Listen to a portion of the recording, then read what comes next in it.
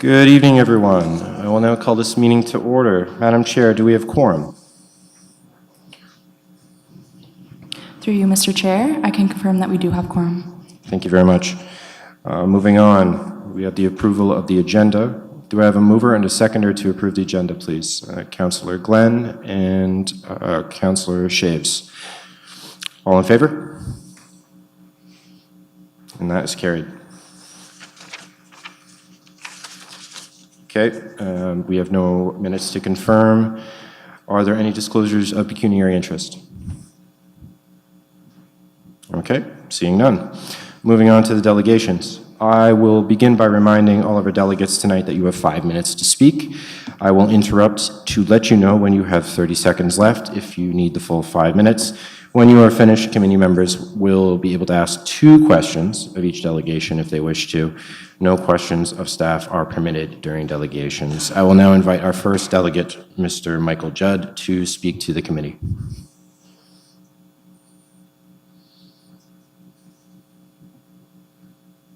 Hello. Can everybody hear me okay? Yes. Oh, excellent. Okay. Thank you very much for the opportunity to speak to this matter. I'm an experienced carpenter and building contractor at one point, very experienced individual in business and systems development. Worked in property management, being a tenant, a landlord, and owner of multiple properties. I believe I have full scope of the matter at hand. In 2017, residential licensing and inspections were proposed in council. The stated goal to phase out small rental properties in favor of large-scale development. This, of course, in difference to the current talking points of some city councillors and staff who state now it's a safety matter. However, the 2017 document still stands, and I have copies from the city clerk's office in that regard. It will introduce more risk and cost to small landlords and squeeze even more out in Kingston. This has already been happening, is real and present concern, and is such being studied by many groups, including Developmental Services Ontario, who have reached out to me in this regard. Specifically, they are seeking to find out all the various causes and work out how to stop small landlords from leaving this market, specifically in Kingston, and how to attract more small landlords to this market. The fact is, small landlords have been hit very hard during COVID. Many tenants have not paid, and there have been massive increases in mortgages, and most of the expenses in maintaining a property have doubled at a minimum. Due to the associated costs and risks, I believe this bylaw will decrease the rental inventory and raise prices in the city for rentals and further destabilize resale and new housing. It will also create an imbalance as to the control over the market, handling of more of it over to big business corporations and developers. As such, more demand will be placed on the city in regards to communities at risk, and that's my main interest. Remember, any cost due to fees, risks, or expense will be passed on to tenants. This is a basic rule of business and supported by the RTA. Units that have 6 to 8 individuals renting, mainly student rentals, will most likely be able to absorb these costs. Units that only have 1 or 2 won't, and they could fold, have to shut down. That'll be very difficult for them. On that note, I can find nothing in the documentation provided that speaks to both pros and cons being studied in an engagement format, or as per the Municipalities Acts and other acts, both provincial and federal, or excuse me, that are required consultations with communities at risk and the disabled. In running the Kingston Disability Network, auditing many MAC meetings, being part of the Kingston Taxi Commission Accessibility Committee and so on, I have not been exposed to any of it. I haven't seen any of it. And I have not received that from the city clerk either. This is a real concern, as great many in said community will be disproportionately affected, many being subsistence landlords in support of their financial needs in disability. Further speaking to communities at risk, other proposal has been put out for yet another serious power imbalance in the city, a group that will be exempt as well. That being allowing companies to build housing for employees on their properties. This particular power imbalance has never been good. Songs have been written about it, in fact. And a quote from 16 Tons represents it well. I owe my soul to the company store. Committee members, this is a very big issue. A city attempting to overreach of provincial and federal acts, law, and in doing so, possibly even citizen rights. Other cities have found this as well, and they are facing legal actions. And in fact, right now, the city of Windsor is 30 seconds, sir. 30 seconds. Facing a major class action of over 200 listed parties. We simply need to do a much better job in housing, approaching it holistically with respect to all parties, and we have to get counsel from them. Our city website only counsels landlords. It does not counsel, tenants. It does not counsel landlords. I have a small example that I can read if people would ask that of me. Otherwise, I will include a document more in depth. And thank you very much, sir. That's 5 minutes. Thank you very much. Are there any questions from members of the committee for this delegate? Councillor Shaves. Yes, thank you. My question, and I think it's maybe standard, do you not believe that people have the right to live in a residence that is efficient for everyone without, say, infested with rodents, proper material, all the appliances working? So that's my question. Oh, I 100% do. And we have property standards already in place. And we have an RTA, tribunals, a landlord-tenant board already in place, paid for by the provincial government. And this is all provincially mandated. I believe it would be better to support those items that are already in place. We already have all of that. Then do it all again at cost and at risk. Well, apparently it's broken. So thank you. Very much so. Thank you for the question. Are there any other questions for the delegate?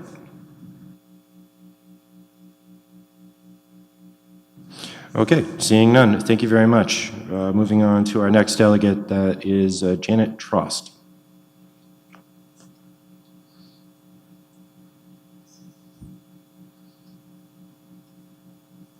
Oh, hello. Hi. Can everyone hear me? Yes, we can hear you. So you have 5 minutes. Thank you. I want to thank you for this opportunity. A little bit about myself. I moved to Kingston 2 years ago. I'm a single older woman with a registered disability, and how I keep a roof over my head and food on my table is being a landlord. At the present moment, I'm renting out 2 of my bedrooms to young women. One of them actually goes to Queen's University. And, without this, I would not be able to sustain myself. So obviously I have a lot of concerns and questions about landlords having to be registered. One of them is with the unfairness of just a certain amount of people or landlords having to register and have inspection fees. It puts me at an unfair advantage where I'm basically going to be priced out of the market. I won't be able to keep up with landlords that don't have to register and don't have to pay these fees. So either I increase my rent, which I would lose my tenants, or I would have to take that money out of my grocery money, so then I wouldn't be able to feed myself. So that's one of my concerns. Another one is just out of curiosity, a question I don't know if I'm allowed to ask, but how many of the people in the committee are actually landlords right now in Kingston? So sorry, delegations cannot ask questions of committee members or of staff. They simply do their presentations, and then committee members can ask questions of the delegation. Okay, sorry about that. So another question, not question, but thing I wanted to say about licensing is licensing is to help the person with the license. So again, this is another question where I wanted to know how this is going to help landlords. Another concern of mine is if this goes forward and Kingston mandates that landlords have to license and inspect. So I decide that this is no longer feasible for me. So I need to get out of this business and I sell my home and move. And then all of a sudden, months down the road or years down the road, Kingston decides this isn't feasible and we're going to cancel all of this. Is there going to be some sort of financial financial compensation for people who had altered their lives due to this new licensing and inspection fees?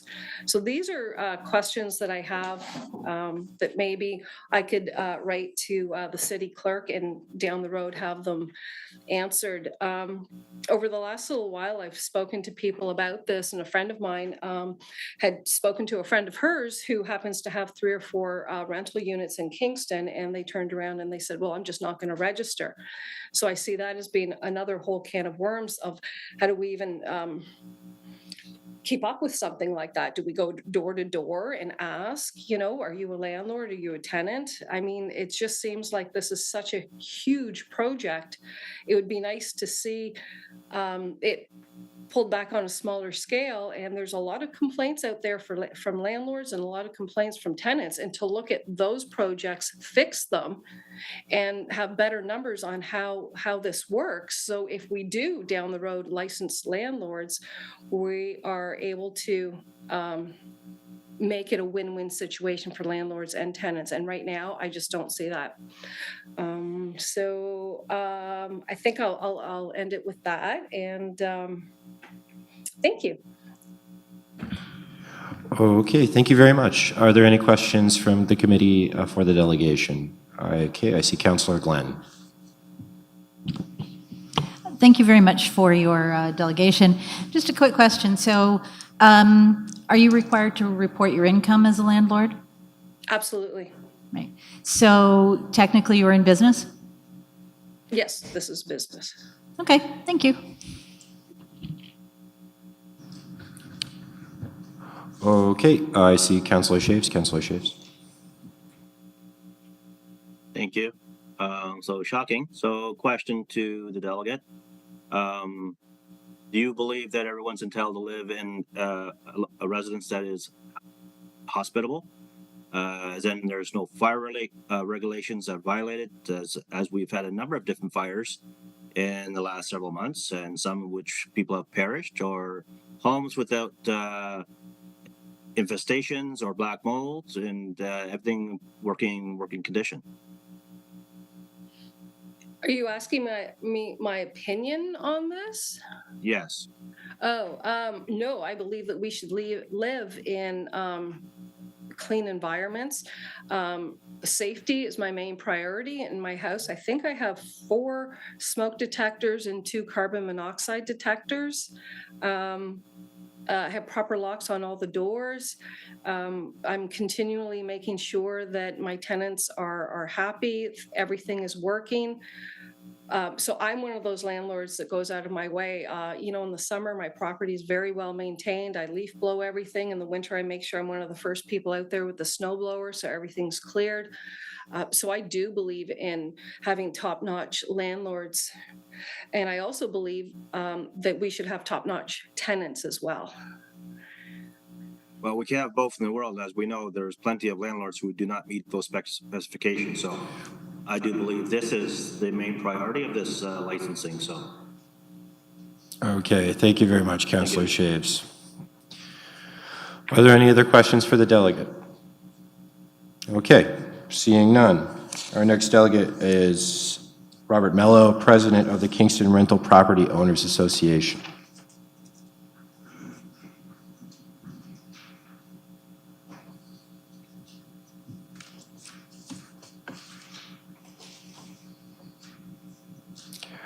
Thank you very much, Mr. Mello. Just a reminder, you have 5 minutes. Thank you.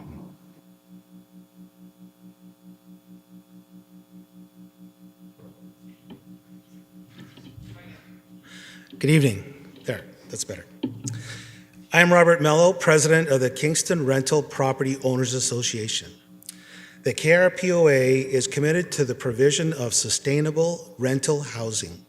It is comprised of local landlords with the aim to provide education and networking opportunities to rental property owners as well as advocacy.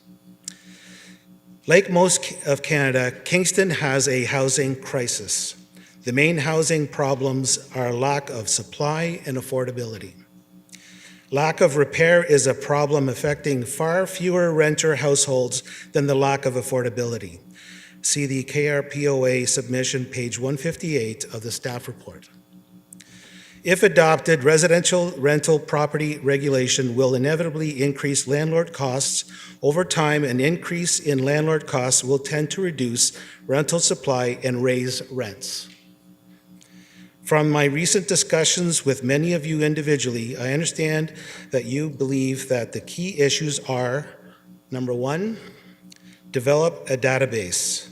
How can the city get the information needed to be able to connect quickly with the owner for various reasons, including fire and bylaw enforcement?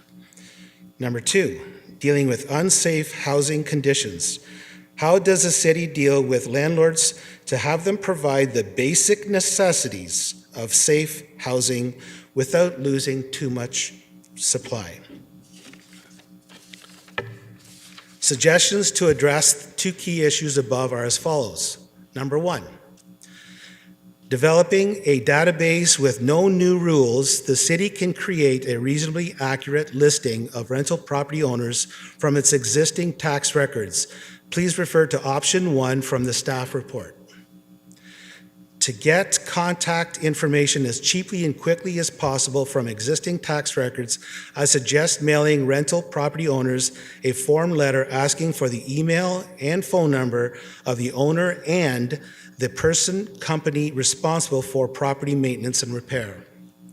As an incentive, which has already been done, indicate that with the contact information, the bylaw officer will contact them directly and informally to see if issues can be resolved without a formal notice of violation or order.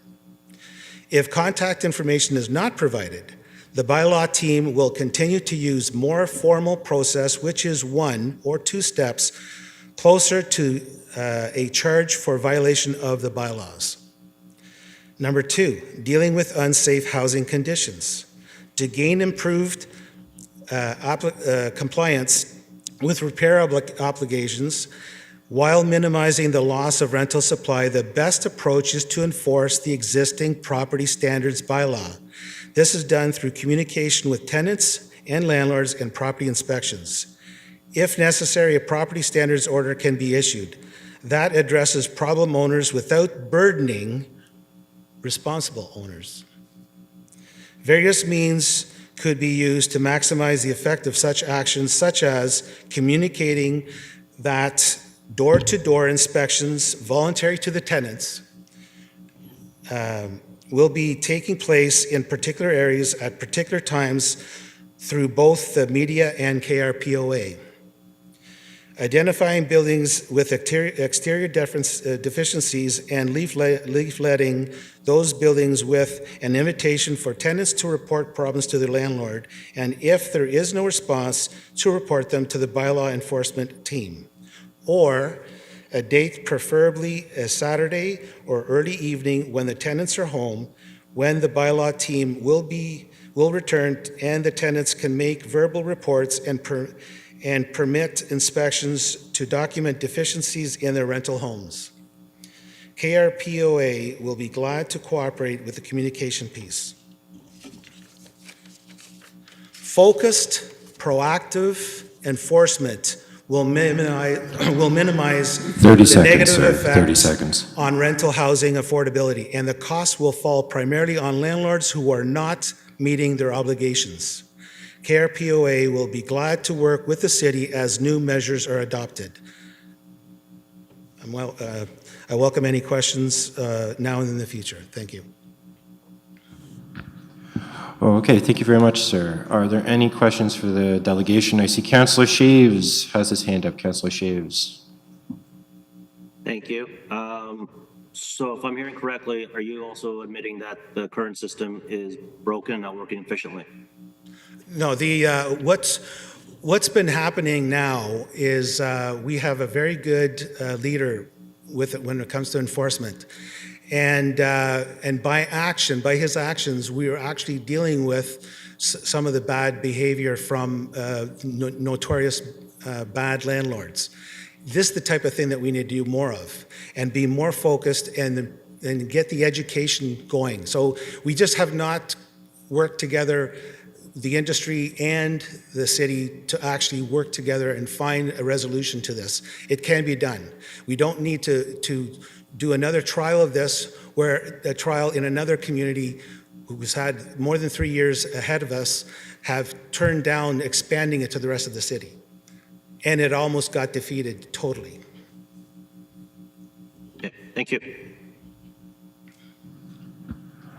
Are there any other questions for the delegate? Okay, seeing none. Thank you very much.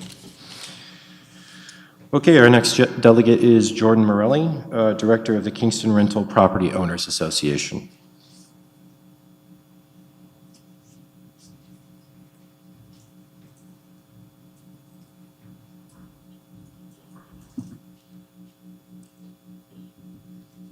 Great. Thank you, Mr. Chair. Councillors, Mr. Chair, thank you for the opportunity to present this evening as a delegation. I'm here this evening to discuss the proposed residential rental licensing program.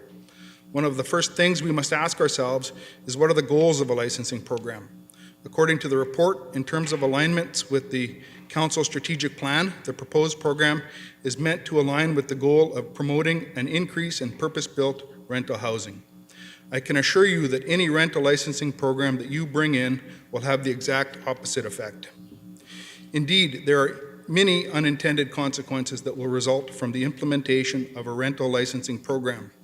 First, the cost of rents will increase at a faster rate than they would without a licensing program. The business case to provide rental units in small properties, the very properties targeted by the proposed licensing program, is already very weak.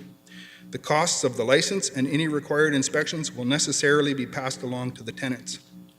The residential rental regime is already highly regulated in Ontario, and the incredibly long delays at the Landlord and Tenant Board simply make it too risky of an investment, especially for smaller landlords, the landlords the proposed licensing program targets.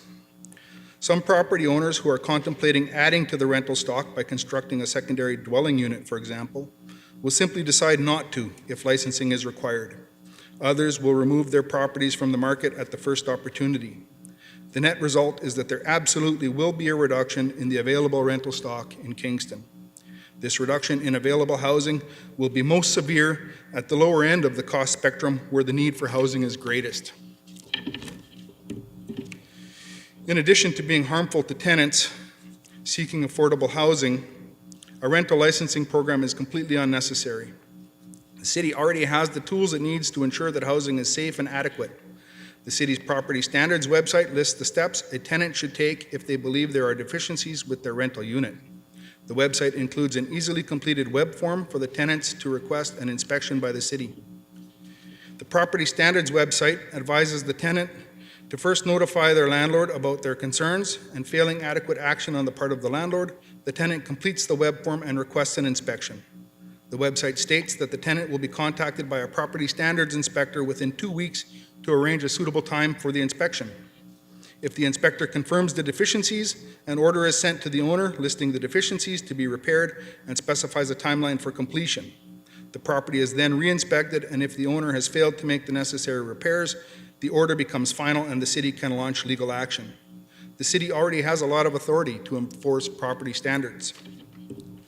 One of the concerns some have raised is that a tenant might refuse to allow the inspector access to the property. First of all, this is unlikely if the tenant is the one reporting the deficiency. However, if the tenant does refuse entry, they are just as likely to refuse entry to the landlord. While the landlord does have the right to enter the unit under the Residential Tenancies Act, if the tenant refuses entry, the landlord's only recourse is to give an N5 notice to the tenant and file for a hearing at the LTB, and then wait 6 to 8 months for a hearing. In contrast, the city has access powers. Bylaw officers may access the property at any reasonable time without a warrant to confirm compliance with property standards. A similar right exists for the city's building inspectors. And to enter the rental unit itself, the officers and inspectors can obtain warrants under the relevant legislation. The city has more timely remedies than the landlord does, as the LTB is completely broken. It is also worth noting that if the tenant is the one initiating the inspection, the property owner isn't even required to be informed of the inspection in advance. But please, don't take my word for all of this. Listen to the tenants. According to the report, 75% of tenants responded that they would struggle to afford licensing costs. Some tenant comments captured in the report include the following. Affordability is the main concern. It would be valuable to provide renters with information regarding their tenant rights in a physical format. I think that this program is a mistake. It will make housing even harder to find in Kingston. More funding to create programs that increase education for renters' rights. This will not help. Creating more bureaucracy and costs for landlords and tenants is not in anyone's best interest. 30 seconds, sir, 30 seconds. The residential rental licensing program is unnecessary. It will cause rents to increase at a faster rate. It will result in a reduction in available rental stock, particularly at the lower end of the cost spectrum where the need is greatest. The city already has all the inspection tools it needs. It has easier access to the remedies necessary to enter rental properties than landlords. An education program and greater use of the existing tools will provide the best outcome for all parties. I urge you to vote against all licensing program options. I'm happy to take any questions, and thank you for your time this evening. Thank you very much. Are there any questions from committee members to the delegation? Councillor Hassan. Thank you, Mr. Chair, and through you. My first question, and I will ask you kindly please say yes or no to all my questions. I don't want details. Do you agree that there are some bad property owners out there who do not take care of their property? Yes. Do you know why is that? What was the reason? Probably, possibly, what reason can be? I don't associate with those kind of landlords. I don't know. Okay. Councillor Hassan, you can only ask 2 questions of the delegation. Oh, I'm sorry. That's okay. Am I done? That's correct, yes. That's the rules. That's my job to enforce the rules. Okay. Are there any other committee members who would like to ask questions of the delegation? Seeing none. Thank you very much. Thank you. Then we will be able to... In the hallway, Councillor Hassan. Our 5th delegate is Lindsay Foster from the Kingston Rental Owners Association.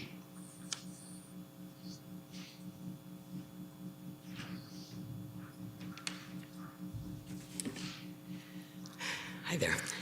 Good evening. My name is Lindsay Foster. I'm a current member and past president of the Kingston Rental Properties Owners Association. I'm a landlord with Lawrence Van Weingarten. We are a mom and pop shop that does all renovations, maintenance, and administration on our own, and we've been doing this for over 30 years. This is our livelihood. We take enormous pride in our rental properties, and our reputations are paramount. We care, and we are good landlords. We are not the landlords that any of these options presented to this committee tonight are targeting. We are not the problem. Yet here we are once again, along with so many other small landlords.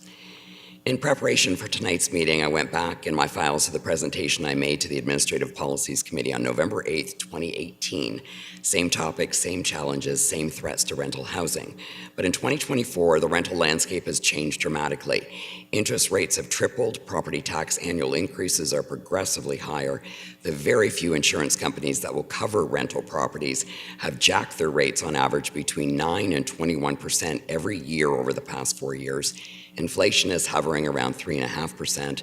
All the while, since 2018, the average annual rent increases have been 1.7%, including a 0% increase in 2021.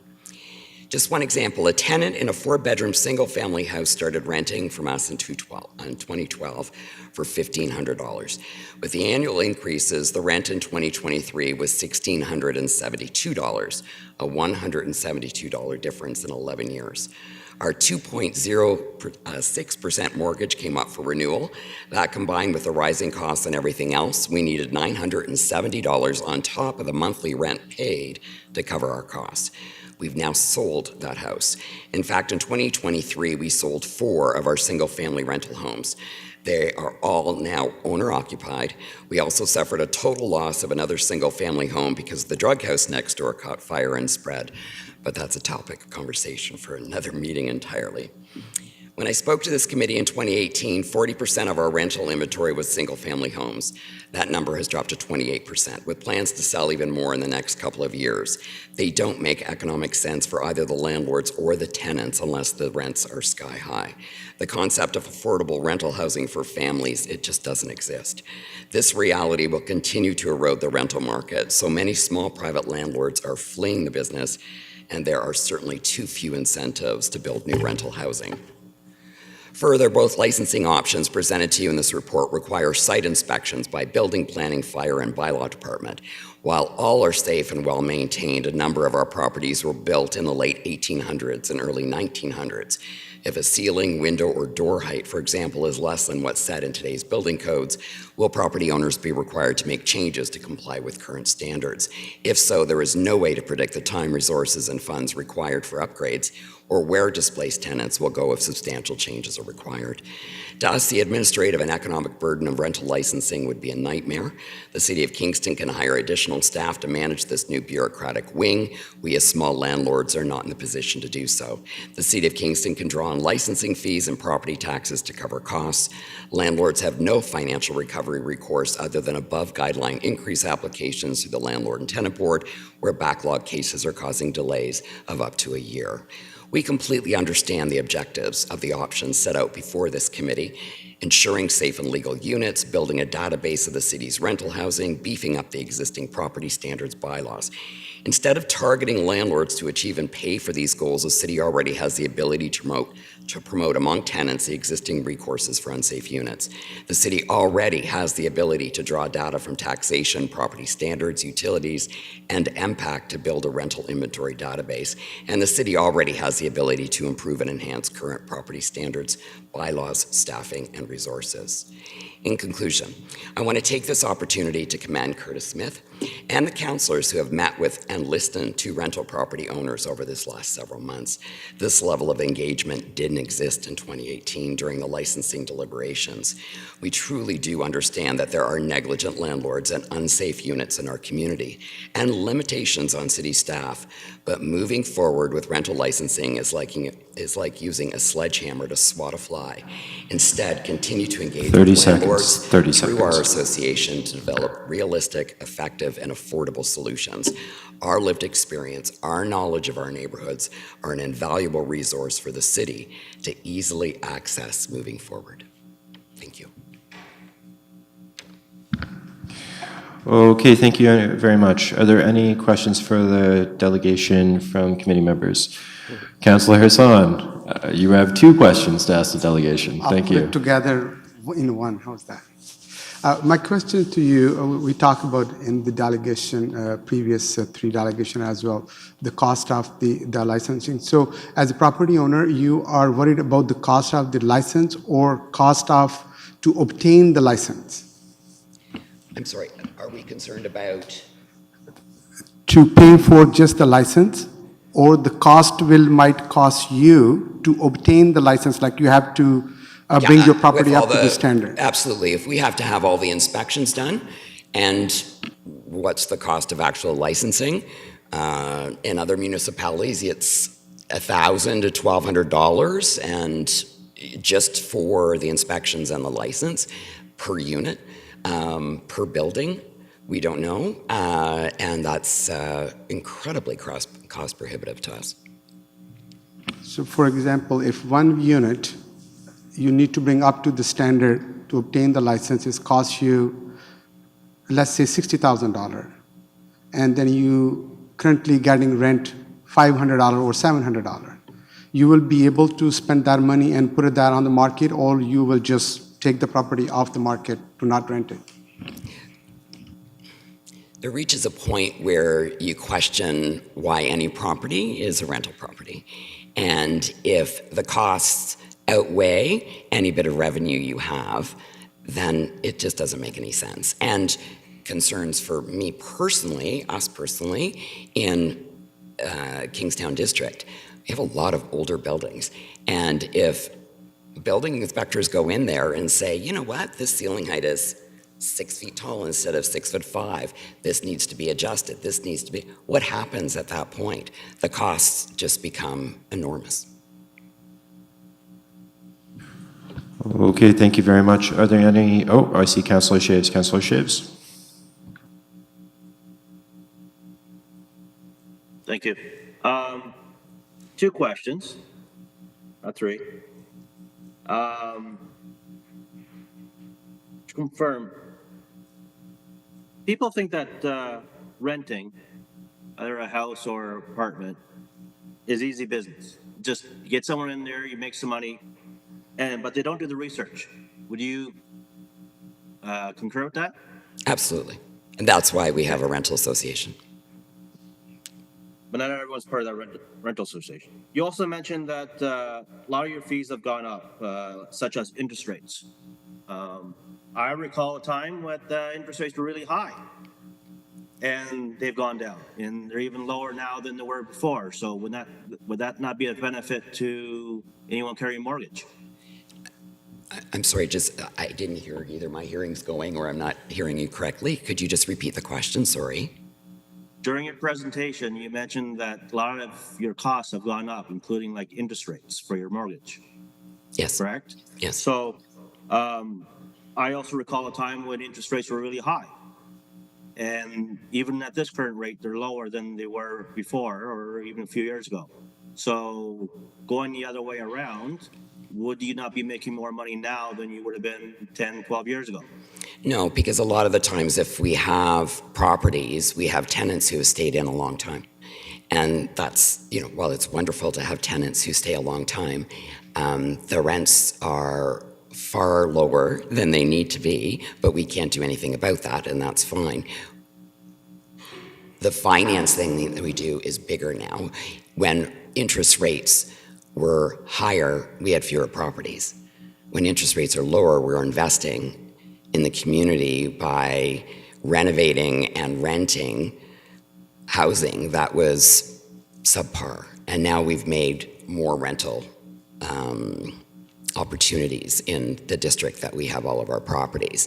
So our interest rates, a whole slew of them, are in the 2.3 to 2.60%.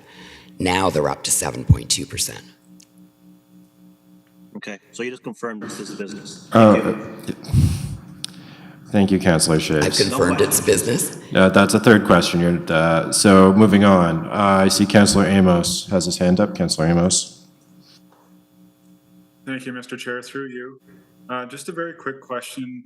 In your observation with your association, and this is speculation on your part, but do you feel that any cost associated with this regulation would be transferred to the tenant, or do you believe there is some absorption that, if low enough, would be tolerated by your association or by the landlords for compliance purposes?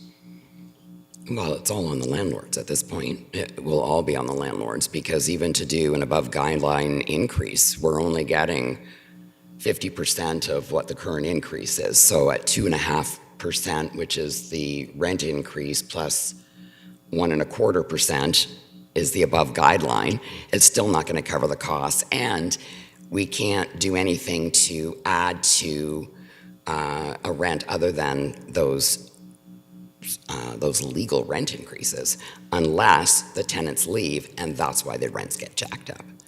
That is why, because we have properties that tenants have been in there a long time, they're paying way below market, but there are other tenants that leave, we jack up those prices in order to cover the losses at the other ones. It's a balance, that's all it is. And we're a larger, small landlord. There are other people who just simply invest, and that is their investment, and they don't look to it as we do. This is, and I admit, this is a business to us. This is absolutely a business, but we run a really good business. Thank you. Okay, Councillor Glenn. Thank you, and through you, thank you for the presentation.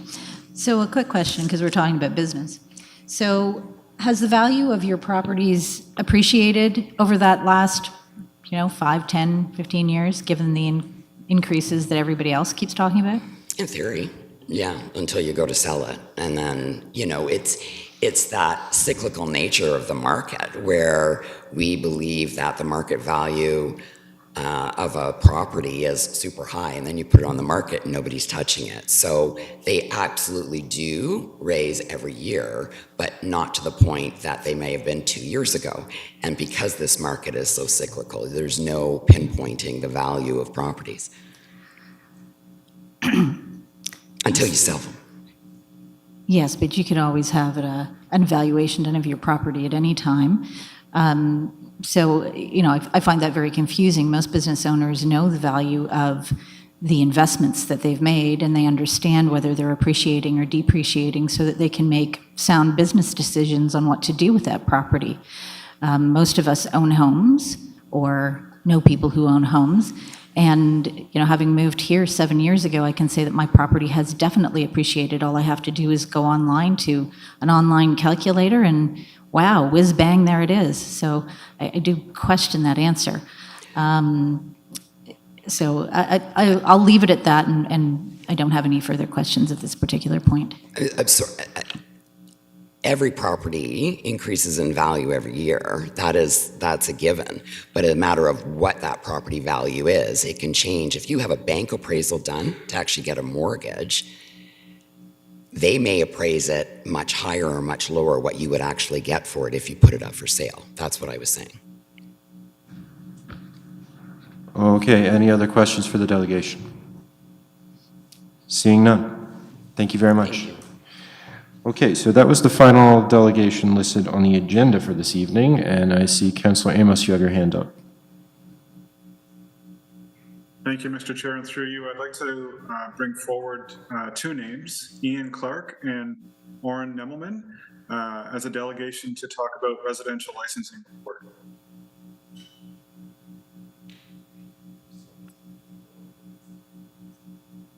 Okay, so Madam Clerk very kindly reminded me of process here. We need a seconder for both of those names, one or the other or both. I see Councillor Hassan and Councillor Shaves. Okay, very good. So for that, we'll need to do a vote, and it's 5 out of 6 committee members to pass. So we'll start with the first name you mentioned was Mr. Clark. Is that correct, Councillor Amos? Okay. So we'll be voting to waive Clause 4.9 of the committee bylaw to add Ian Clark as a delegate. All in favor?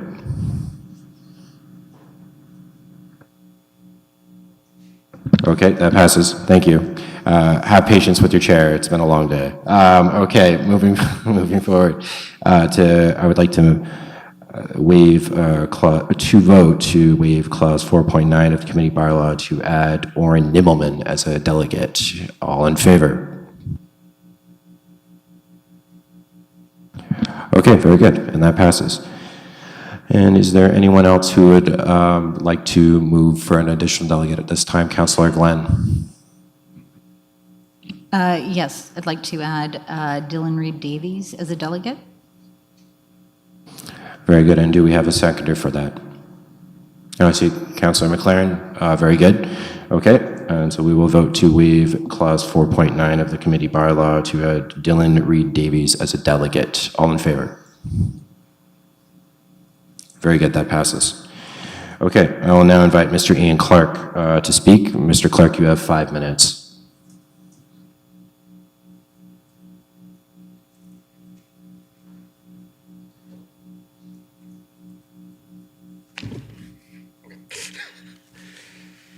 Thank you all for coming tonight. I want to thank the committee for holding this meeting and for inviting me to speak, and I want to thank Council writ large for putting focus on this very important issue.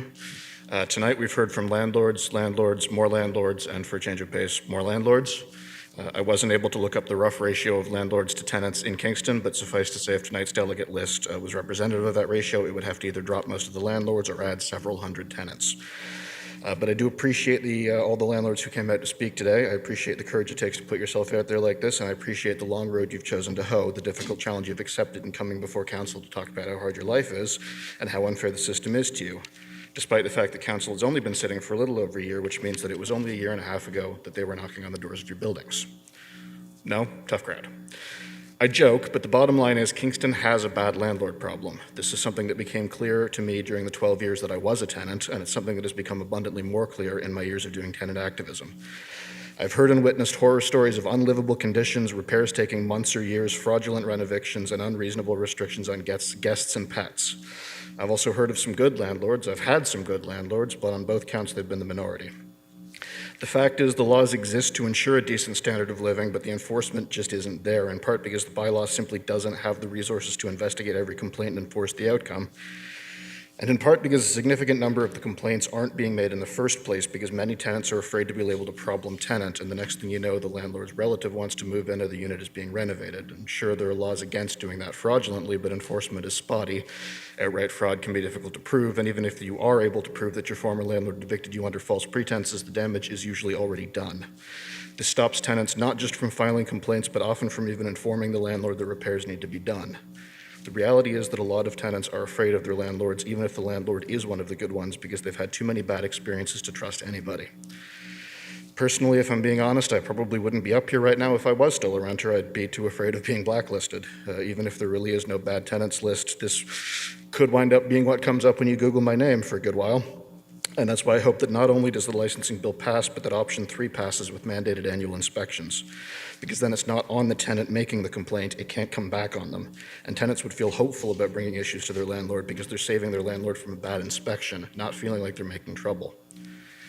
Most of the delegates here tonight will tell you that this proposed system will bring them undue hardship, more red tape to navigate, and more bureaucratic hoops to jump through. But if you really are a good landlord who follows the law and maintains good living conditions for your tenants, all this license will mean for you is an application to fill out and an expense of, from what I've heard from city workers, around $25. Even if we interpret that to mean the maximum amount it can mean, $25 per unit per month, that represents an average of 1.25% loss in revenue at a time when average rent is rising at nearly double the rate of inflation in a city where average rent is 7% higher than the national average. If it's to be an annual fee, then it represents 0.1% average drop in revenue. But many landlords here tonight have also tried to argue that the system will be bad for tenants as well, that it will reduce available units, driving the price of rent even higher. Before I get into why I don't think that's true, I'd like to point out that each landlord here tonight has the option, at least for their own units, to voluntarily not let increased scarcity make the rent go up.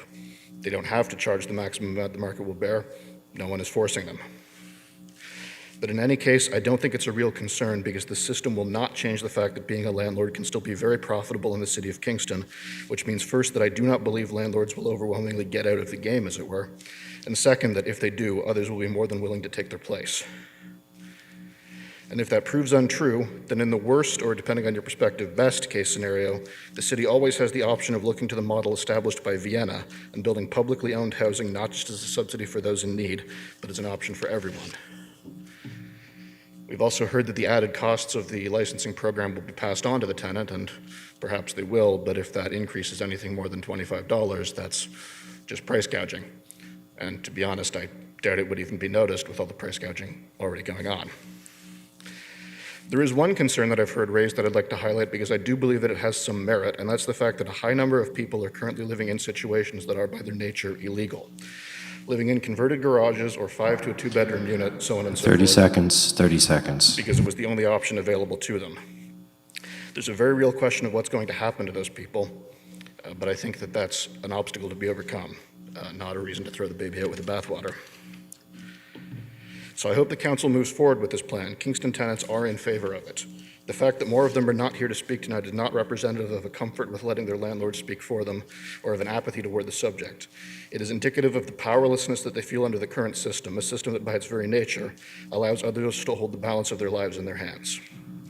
As pointed out by journalists and Thank you. That's Jesse- 5 minutes. Sorry. Thank you very much. Okay. Are there any questions for the delegation?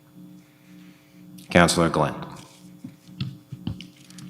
Thank you very much for coming today and for having the courage to speak up.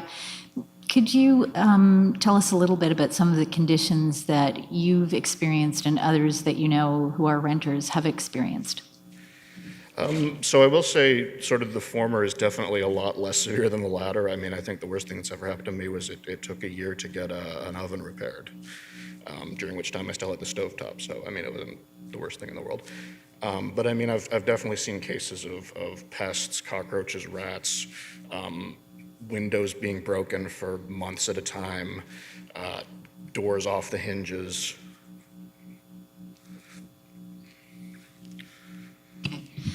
Thank you. So in a second question, you spoke of the fear that people have about coming forward. So would you say that given the size of Kingston, that it's very difficult to put yourself forward and make a complaint because you become more known, unlike very large cities where you could kind of blend in a bit better?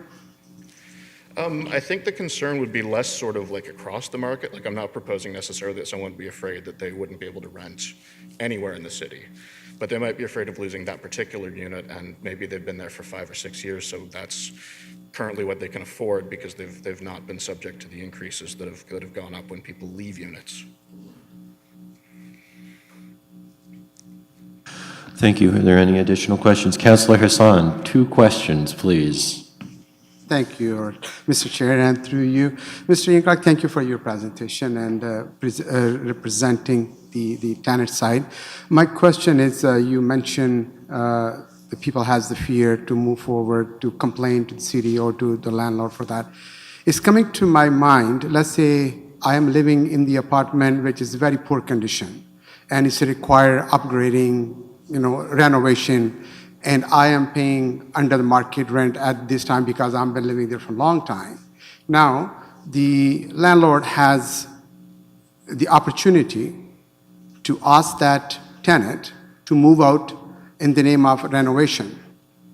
Once he moved out, and the landlord spends $100,000 or $60,000, whatever the amount he spent, he has the opportunity to rent that apartment to somebody else with double the amount.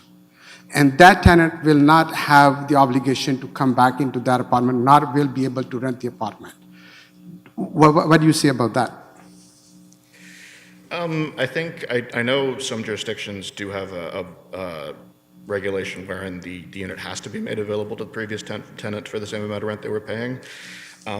That being said, typically that's not actually a feasible option for them to go back to the unit because they've had to sign a lease somewhere else to have somewhere to live in the intervening time period, and that lease usually will be at least a year long, so they couldn't move back into the old unit without breaking their lease with the new one.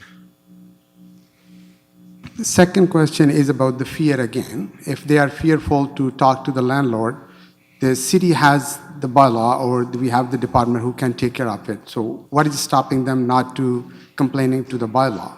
And if bylaw is not taking care of their issue, so it's a negligence of the bylaw, not the landlord. I think that's certainly a valid way of looking at it, but at the same time, if somebody's fearful of reprisal if they complain to their landlord, they could be similarly fearful of reprisal if they complain to the tenant board and it comes back to the landlord. I mean, they're going to know the tenant filed a complaint in any case. Okay, thank you very much. Are there any additional questions for the delegation from committee members? Okay, seeing none, thank you very much.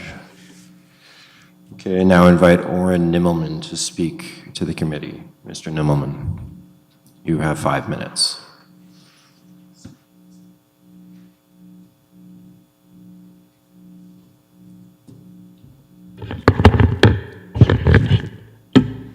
I'm suddenly reminded how scary public speaking is. Pardon me. I'm here to speak in favor of the motion. I'm speaking individually. I know a lot of people here know my political affiliations, but I'm speaking for myself. And in the interests of Kingston's tenants, I am a tenant in Kingston, and I want to talk about the interests of those tenants who have been suffering very badly under the housing situation and the rental situation specifically of tenants. I'm also grateful for this sort of civic participation. If it weren't for it, I wouldn't have had a chance to learn how badly Kingston's landlords as well are suffering in 2024. What's being proposed here won't negatively impact the good landlords. The licensing fee that's being proposed is marginal. So if there are any substantial impacts resulting from this to landlords, it's from the ones who have to pay costs to bring the homes that they own up to those standards. And those standards aren't enforced very strongly. Now, there are two main issues at play here: property standards and bad faith evictions. And licensing landlords helps for both. In Kingston, there are an enormous amount of rental properties that are not kept to property standards. Many renters are afraid of reprisal if they complain, and many more renters don't know how to complain in the first place. The administrative process for those complaints and what comes after is a black box for most people who aren't familiar with administrative processes. Now, the property standards are not enforced very heavily. The resources are far, far too low to go after landlords who do not maintain adequate property standards. I know multiple renters who have cockroaches, who have windows that don't fully close, who have to pay their own heating bill and spent years trying to get those fixed. And it's in the interests of those landlords to not bother. When enforcement is that lax and there is no mechanism for tracking, there's nothing landlords really have to do to get away with it for the most part, because almost nobody complains. Those renters generally have a lack of resources. They can't afford paralegals, they can't afford lawyers. I am fortunate enough to have grown up with a lawyer for a parent, two ex-partners who are lawyers. Hunting buddy of mine is a community lawyer in another city. If I don't know the answer to something, at least I've been in a situation where I know the questions to ask, and that is not the case for most tenants who have to go this alone. Having rental licensing means vigorous enforcement that tenants that don't know their rights and don't know how to navigate these systems get to benefit from a proactive system. On top of that, bad faith evictions have gone up. As rents have increased, more and more landlords are making use of bad faith evictions in the form of rent eviction and in the form of, oh, I'm moving my son in evictions, where a month or two later, it's re-rented to someone else at 50, 20, 200% more. Having a rental licensing program allows for tracking of which places are rented and allows for the option later on to have more fulsome enforcement against landlords engaging in bad faith evictions. I don't believe that landlords are as beleaguered as tenants are, regardless of what's being said here. The cost for the licensing is marginal at best, and the actual costs borne by anyone are only going to be borne by the landlords who are not maintaining those property standards or who mean to engage in bad faith evictions. What's being proposed here will not negatively affect any good landlord. It's necessary to set the maximum fine amounts for this. We don't need to go door to door to ask who's a landlord, who isn't. As a policy parallel, you don't necessarily need to put that much resource into making sure, into that side of compliance. I hunt, and I have never once seen an enforcement officer out in the woods. But when you have something that's very hard to track, having a very, very high 30 fine, seconds, 30 having seconds. a high fine amount makes up for that. Set high fines, enforce them vigorously, go after bad faith landlords, pile that money that's gotten from the fines into profit-free housing. And that can make up for what little loss there is to the housing market from the landlords that leave because they can't keep homes that don't follow property standards. Thank you, Council. Okay, thank you very much. Are there any questions from the committee for the delegation? Councillor Hassan, 2 questions, please. Once again, thank you, Mr. Chair. Thank you very much. It's a very touching presentation from the tenant side, and I agree with you 100%. There are some bad people out there. My question is to you. You recognize that City of Kingston has the bylaw enforcement in place. They have the website, which Mr. Morali was showing it, and they have to way to collect the complaints. And according to your presentation and the presentation before you, it shows that city has failed to take care of those complaints properly and force those bad tenants to bring their apartments or their units up to the standard. What's make you think putting $200, $300 license a year on per unit, our department or our city will be achieving the goals what tenant want to see? And as a city, we will be able to, put it down the landlords to bring their unit up to the standard. How we will be able to enforce the current bylaws, property standard bylaw, if we couldn't do until now? How the license will help? Yes, sir. So it's a mix of municipal and provincial policy. I think we all know that the LTA goes through provincial tribunals.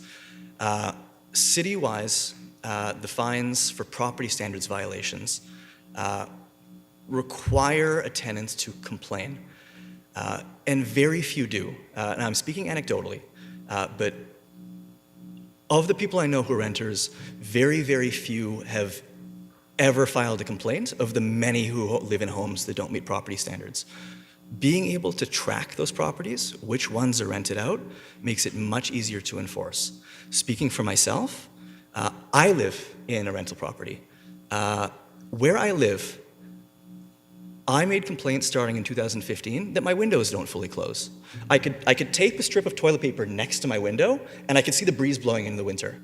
I had $400 and $500 heating bills, and I let the landlord know about it in 2015. In 2018, I gave up trying to get them to fix it, put in a complaint, and landlord was given years and years. As far as I know, was never fined. The incentive for landlords to fix those issues isn't there. And to put it there does require aggressive enforcement. Tracking is a big part of that, sir.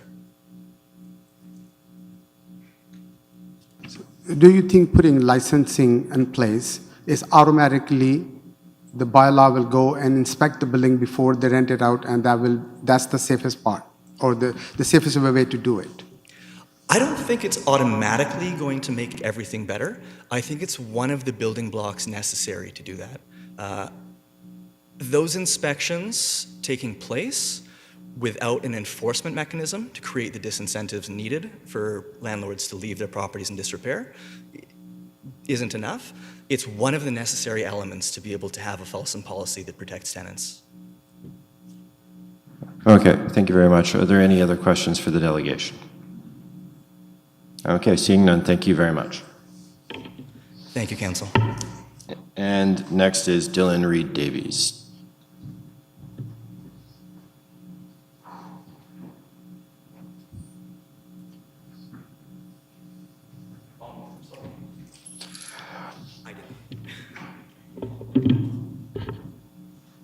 Okay, you have 5 minutes. Sorry, I just have to pull up the presentation.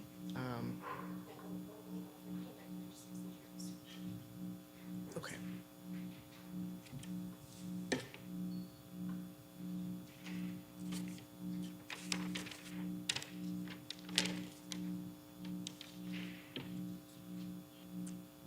Okay, great. Hi, my name is Dylan Reed Davies. I'm with Just Recovery Kingston's Housing Policy Working Group. And today I'm going to be presenting on forthcoming findings from our Kingston Tenant Experiences Survey, which I think will help inform some decisions that will be made tonight. So, we're here today because Kingstonians have asked for help dealing with poor quality housing. We've seen other cities try licensing, and in many ways it's actually helped. A pilot, as proposed in option 2 or 3, is a great way to work out the kinks and learn what actually helps our community. Intervening early on can prevent loss of housing stock, especially affordable housing, which is often older, and staving off dilapidation. As well, in 2023, we saw 3 tenants lose their lives to preventable house fires. Ensuring housing is safe can prevent injury and death, and that's something licensing can help with. Regulating landlords, like any other business, helps both business owners and consumers be safe and reduce liability. So from both a business and human rights standpoint, rentalizing can benefit us all. But to support this, I want to share what we heard from our survey. We conducted it this past summer, and we heard from 462 Kingston tenants. Majority of tenants had asked their landlord, either in writing or through other methods, for repairs. Some of the issues they found in their unit or building are property standards issues. Some of these are public health issues. All of these issues, though, could be addressed with licensing. And some of these issues are of grave concern. 30% of tenants dealing with mold is a significant concern. Improper ventilation in bathrooms and kitchens as well is a significant concern. In terms of property standards, I'm glad everybody was talking about this tonight because we have some helpful statistics here. We saw that only 12% of tenants had actually contacted property standards for repairs. Of that 12%, we see a small minority were the one said that their issues were improved by property standards, while the majority said that they did not improve or that they only partially improved, and that means repairs were required again, repairs were done improperly, or repairs were done insufficiently. When asking tenants their reasons for not contacting property standards despite needing repairs, we had some tenants write in answers. Majority said that they did not know about property standards. However, a significant majority also said that they feared the consequences of contacting the city for help, believing that involving a third party would anger their landlord and potentially jeopardize their tenancy. And then a smaller portion said that they believed it wouldn't help resolve their actual issues. So we also see a complaint-driven system like this one in place now puts a burden on tenants to report their landlords, potentially putting tenants in a precarious position. We see this is supported with our data that shows on average tenants who have been evicted or threatened with eviction wait longer for repairs than tenants who have not been evicted or threatened with eviction. So 34% of tenants who've experienced eviction wait 3 months or longer versus 19% who have not. And we see that from this, fear of losing one's home is a clear barrier to getting necessary repairs done and seeking help from a third party. And this is not an insignificant portion of Kingston residents. We see over 1 in 4 tenants have said they've been evicted or threatened with eviction. This is a massive figure. These tenants are 180% more likely to wait longer than 3 months for repairs, with many of them informing us that they have waited years to no avail. I just want to touch on a couple other things that seem to be pretty important considerations. We see some valid concerns about fees being passed down to tenants. The city survey said that 93% of landlords would pass fees on to tenants, which is pretty significant. However, this won't happen if the city pursues a proportionate fee structure. Licensing fees, as others have mentioned, can result in above guideline increases only if they are extraordinary, and this must be granted by the LTB. So for instance, an extraordinary fee for like a 1,400 2-bedroom apartment would be about $52.50. So considering that proportionality is really critical. However, this has to be awarded by the LTB, and we've only seen this in a few scant cases, such as the Waterloo case, where these licensing fees were thousands of dollars, multiple thousands of dollars. And so tenants paying for fees is not an 30 seconds, This is 30 a responsibility seconds. to prevent fees from being passed down to tenants by designing a balanced licensing program. So I urge you to consider supporting option 2 or 3 tonight and use this fact-based evidence to support it as well. We have seen that the system we currently have is not working, and trying new things to help our community is the only way forward. Thank you for your hard work and time, and I look forward to answering any questions you may have. Thank you very much. Are there any questions from committee members for the delegation? Okay, seeing none. Thank you. Thanks. Yeah. Councillor Glenn.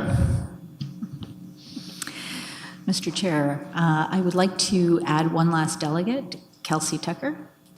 At the pleasure of committee, please. Okay, and is there a seconder for that? Councillor McLaren. Okay, so Councillor Glenn is moving to waive clause 4.9 of the committee bylaw to add Kelsey Tucker as a delegate, as the last delegate. Yes, okay. And all those in favor? Okay, thank you very much. That has passed. Is Kelsey Tucker here? Hello, I'm on the Zoom box, if you can see and hear me. Okay, thank you very much, Kelsey. You have 5 minutes. Okay, thanks. Hi, I'm Kelsey Tucker. I'm an occupational therapist. I'm proudly employed at Providence Care Hospital. I work specifically in mental health, supporting folks who are transitioning out of homelessness. Housing is, of course, an essential part of this work. Today, I'm going to share a story with you from the line of duty. On this particular day, I was wrapping up my workday, leaving a client's home when I was approached by some of their neighbors. These folks didn't know me, nor me them, but they seemed to recognize me in a helper role. They didn't have internet, no cell phones. Several of them were physically unwell. They were all living in poverty in a rooming house, but they needed help and they decided to ask me. I explored the house and visited all of their rooms. I wasn't a minute through the front door before seeing an enormous rat. The weeping black mold on the ceiling in the kitchen was crumbling down onto the appliances underneath. The rear exit of the home was barricaded by a mudroom full of old garbage. Daylight shone in around the windows where they had been only partially installed in the walls. Raw wiring hung out of the outlets in people's bedrooms. Bedbugs scattered when we turned on the lights. At that time, I had been made aware recently of the Home Standards Assessment Tool, brainchild, incidentally, of 2 Queen's students. I pulled the website up on my phone and guided these strangers, through the tool, uploading photos of the space along the way. The tool identified dozens of possible violations, bylaw violations, and consistent with the wishes of these people who lived there, I made it known. I emailed it to the report. I emailed to the chief of the fire department. I emailed it to my MPP. I emailed it to the bylaw officers and the city councilors for that district. After all of that, I think I got one reply. In fact, I didn't hear much at all until bylaw eventually reached out to me weeks later, saying that because I wasn't a resident of this house, they couldn't actually use the complaint I submitted on these people's behalf. If I really wanted to be helpful, they told me someone in the house had to undertake another great act of courage by filling out and returning an entirely different form before they could take action. I never really knew the outcome of my support of these folks by filing this complaint. What I can tell you about outcomes is that that house caught on fire within about 20 minutes of me leaving that day. Allegedly an electrical fire which started in the home's ancient appliances. And all of these people were displaced from the home on that day. At the scene of the fire, the landlord showed up, blaming the tenants for the fire, saying that they had been doing illegal activities, when in fact I had just been through the entire house with these folks and there was no evidence of what was being alleged. After initiating a modest cleanup after the fire, this landlord changed all of the locks on the home so none of these residents could move back in spite of having their rents paid through the end of the month. But none of this actually mattered. Nothing these folks did, none of the policies or the pathways they followed secured themselves any safety or any improvement. In spite of all of their material hardships and ill health, these desperate people did the best they could by securing my help. And I did the best I could as a capable and passionate advocate with all of the education and the resources available to me. And none of it prevented them from becoming homeless. In the last act of this drama, the landlord of this house seemingly caught wind that their tenants had benefited from the advocacy of a local service provider. This person was in hot pursuit, calling service providers at multiple agencies throughout the city in an attempt to ferret out the advocate. This highlights the tension that both residents and even service providers, though the hardship is not ours, face in housing. We can't push too hard, or else we're putting ourselves and others at risk of retaliation from abusive landlords. It seems to me that this makes it an extra good idea to download responsibilities for maintenance to city bylaw instead of individuals, renters, and health and social service providers. And indeed, overall, I hope that this little anecdote illuminates exactly why our community needs to make it easier, not harder, for the city to enforce residential bylaws, because the wellness of not only our individual neighbors, but our community hangs in the balance. Before I sign off today, I'd like to 30 seconds. my co-delegates. It's heartening to think of my neighbors as being passionately civically engaged. We all get to work together this evening, and I think that's exciting. I'm sure none of the folks who were presenting today, they're not the kind of landlords who are engaging this kind of behavior that I described.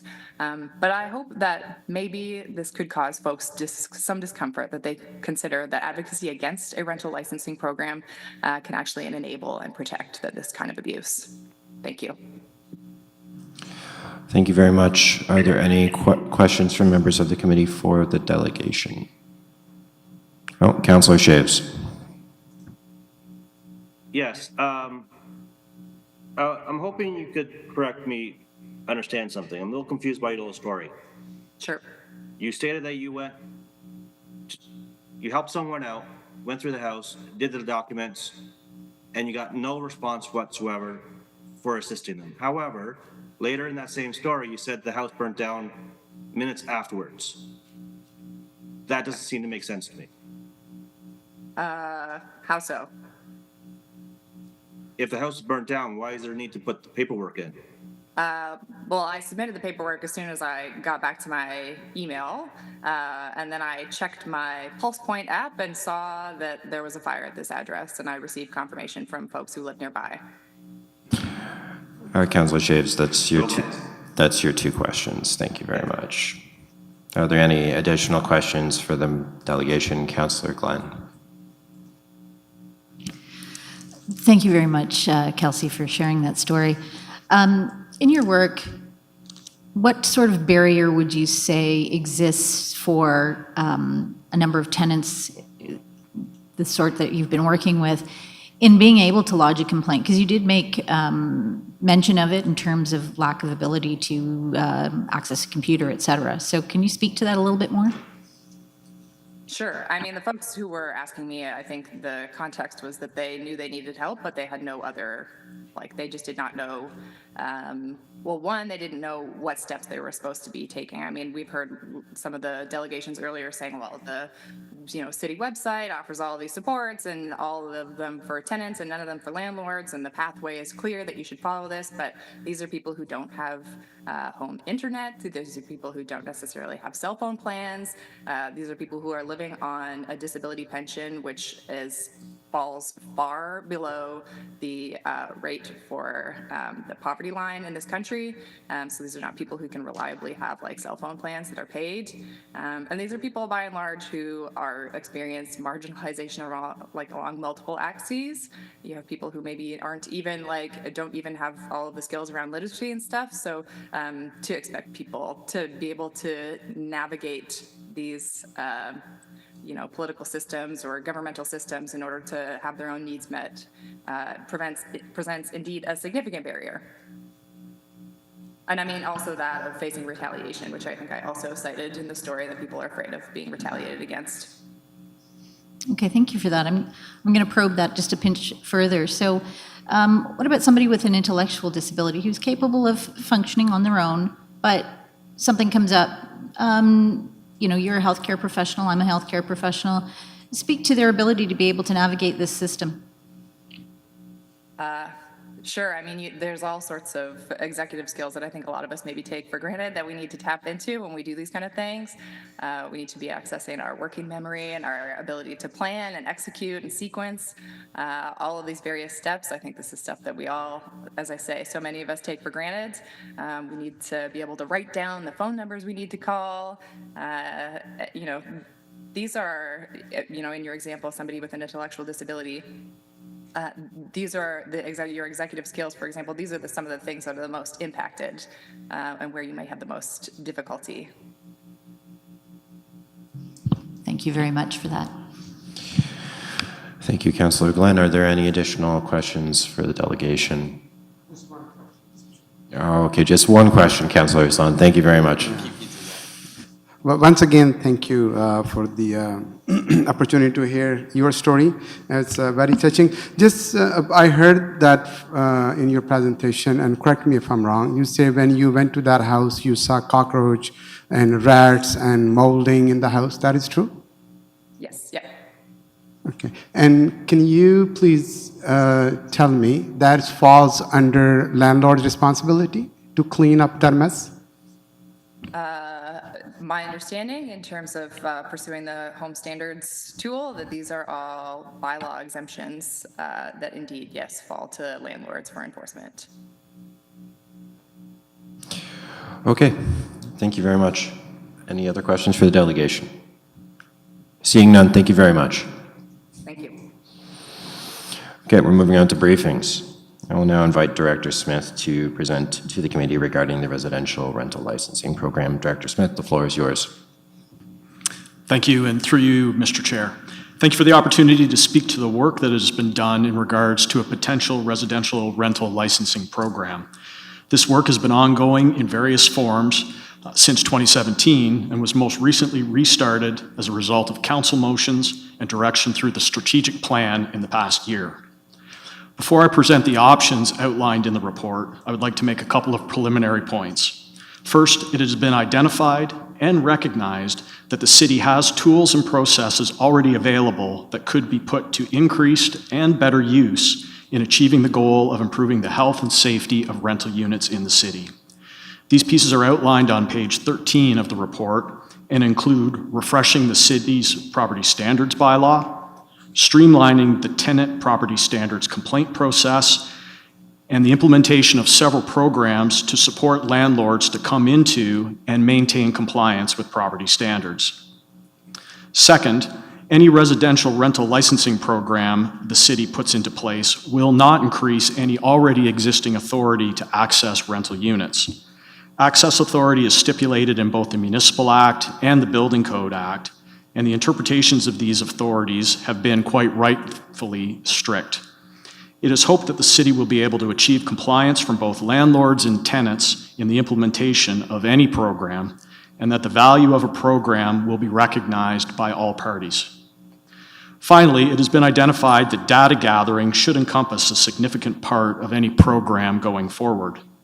It is understood that there are a large number of undocumented units that exist in the city that form part of the overall rental housing stock.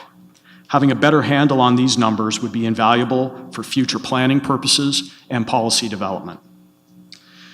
This report presents 3 options to committee with the recommendation that one of these options be selected for future development.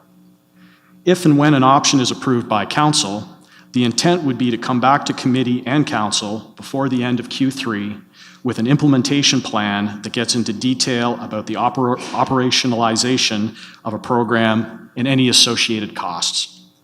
Please note, relative to each other, these options are being presented in order of lowest to highest anticipated cost to both the city and residents.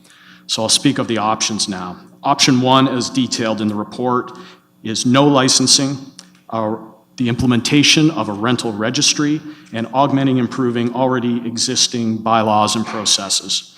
So this would require the establishment of a mandatory rental registry at a low fee or no fee cost to collect key information regarding rental properties, including such things as property owner or the applicant's information, the composition of the rental property to be the number of units, number of bedrooms, etc., and perhaps a declaration of awareness or compliance with applicable law, including the building code, fire code, and city bylaws. Advantages of this program, as detailed in the report, are it does recognize a theme that we did see in the public engagement of making use of what we already have. The registry would allow for a better count of the rental units that we have of this size within the city. It is the lowest cost option.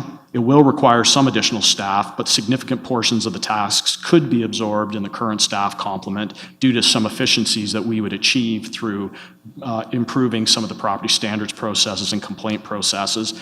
And this would be a very easily scalable program to move into other districts or to other size rental properties if indeed that decision was taken. Limitation, and this is a limitation of all of them, and I've already spoke of it, it does not facilitate any sort of mandatory access to a rental property, to a rental unit. Option 2 is what we have termed a phased or tiered licensing program. So phase 1 of this would be as above. We would have a mandatory rental registry that we would implement so we can figure out exactly how many units we're dealing with. And then phase 2 would take that information and we would examine the information we gathered through the registry, push it through the various departments of the city, including planning, building, and fire, along with the zoning bylaw, building code, and fire code. So a complete review of that information within the city itself, to see if any red flags perhaps pop up.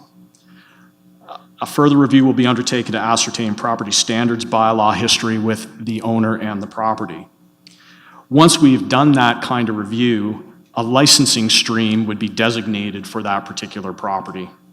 Stream 1 would be that if there's no orders under the zoning bylaw or no concerns under the zoning bylaw, under the building code or the fire code, and we're suggesting perhaps 5 or less property standards or bylaw complaints in the last 2 years, that would bring you into Stream 1. So relatively low flags that have been raised through that paper review. Stream 2 would be where there were flags raised through that review, where there's code concerns or bylaw concerns.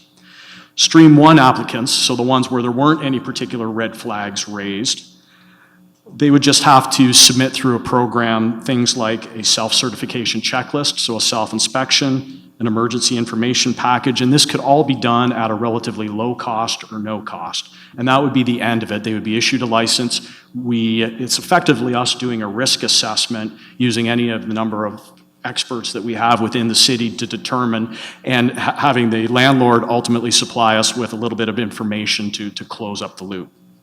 Stream 2, where we have identified concerns, we would then start a process where we would ask the landlord to submit to various types of inspections to fix those red flags. So if there is a building department review of the property and they notice that there's been no permits for one of the units, well then the building department could then pursue getting permits or figuring out a way to rectify that situation. There may be a cost for inspections or getting building permits or things like that, and ultimately there could be a cost to bring things up to snuff, repairs, capital costs, that kind of thing. So that's what Stream 2 would do. Once they met all of those particular requirements, they could be then issued a residential rental license for that property itself. The advantages of this program are that the streamed approach would allow for us to put our attention on the properties that actually do need the review, that do need to look on them, and that rental properties without issues will pay a minimal fee. There will be a little bit of time, a little bit of a fee required in order that we can get some cost recovery going. But ultimately, the costs of the program for the hiring of inspectors and property standards officers and things like that, they would ultimately be borne by the problematic properties through the imposition of inspection fees to go through that Stream 2 concept. Limitation to this is obviously that we will require a moderate level of staff increase to make that happen, and those costs could be substantial depending on the size and what type of staff we need. Option 3 is the full-blown, full licensing program that we have seen through any number of other municipalities in Ontario. So this concept would be that all properties in the 2 pilot areas that we are looking at with 1 to 4 residential units would have to go through a licensing process. So we would ask for an application to be submitted along with some supporting information. Once that's complete, that application would get circulated amongst our building, planning, fire, and bylaw department. Site inspections would be completed. If no violations are found, a license would be issued. If violations are found, inspections would be conducted until the violations would be rectified, and then ultimately a license would be issued upon those violations being fixed. The fees would have to be based on some estimates here, and this was one of the this was the nature of the program that the city had proposed back in 2018, and that, like I said earlier, has been done in any number of other municipalities in Ontario at this point. What the advantage of this is, well, it would allow for a complete inspection of the rental properties of concern, or not of concern, of all rental properties in these pilot areas, so that we would have a pretty good view of the inventory and what the state of it is. The limitation is, again, quite clearly, this is a very resource-intensive option. We're looking at somewhere in the realm, at least our estimates right now, of 1,600 properties in these 2 districts that we would have to have a look at. So that's going to take time, that's going to take staff to deal with. And that's going to be across any number of departments, again, building, planning, fire, and bylaw. I'll just end my brief with a quick recap of the public engagement process that we undertook in the development of this report.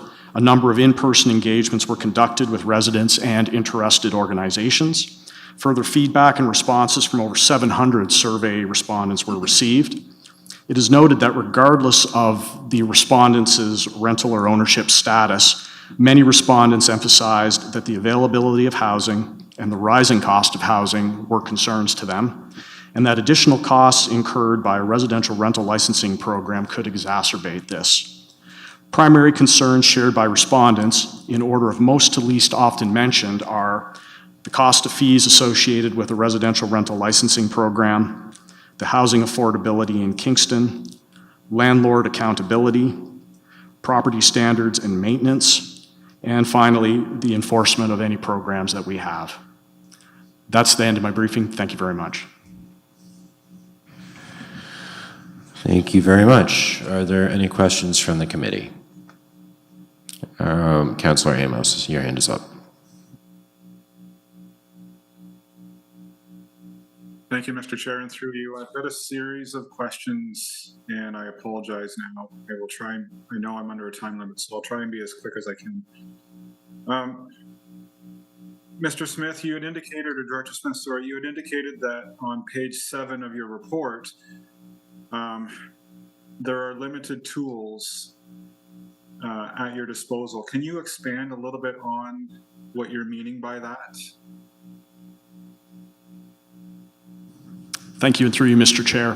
Yeah, the limited tools that we've got, and there was any number of comments made during the delegations on this. Really, our biggest limitation is that we cannot get into properties proactively, and there is not a particularly easy way for us to do that. It has been noted that the possibility to get into properties proactively could be through a licensing program of some sort, but also mentioned in the report is the concept of the access requirements or our accessibilities through the various acts that we have available to us, the Municipal Act and the Building Code Act. So that tool in of itself is a little bit difficult. The other tools that we have that I'd like to mention is the property standards bylaw itself. The last major revision that we had in that bylaw was in 2015. So I would suggest to you that it is overdue for a good solid look. Technology, the housing inventory, various things have changed I would suggest fairly dramatically over the last 9, almost 10 years. So I think we have to modernize that, refresh it, and have another look at some of the authorities and the powers and some of the expectations that we have of both landlords and tenants and recognize those in the bylaw. Okay. Why did we choose up to 4 units? Why didn't we go higher? Is this meant more for a single property dwelling and the typical reality of that? Through you, Mr. Chair. There are a couple of reasons for that. The original pilot program back in 2018 had been 1 to 3 units. We are contemplating that there are perhaps some moves in the planning world where 4 units could become as of right on a property. So we felt that would be appropriate to expand this to 1 to 4 units. We also didn't want to bite off more than we could chew, to be frank, and we thought that limiting this to a 1 to 4 unit concept with 1,600 units in and of itself, or 1,600 properties in the 2 areas that we're looking at, that would give us substantial experience to be able to look out whether we should be rolling out a program further through the city or expanding it at that point. It just seemed to be a reasonable point to draw the line at this point in time for a residential rental licensing pilot program. Okay. In your observations and research throughout the province, was there a reduction in rental units when this was implemented?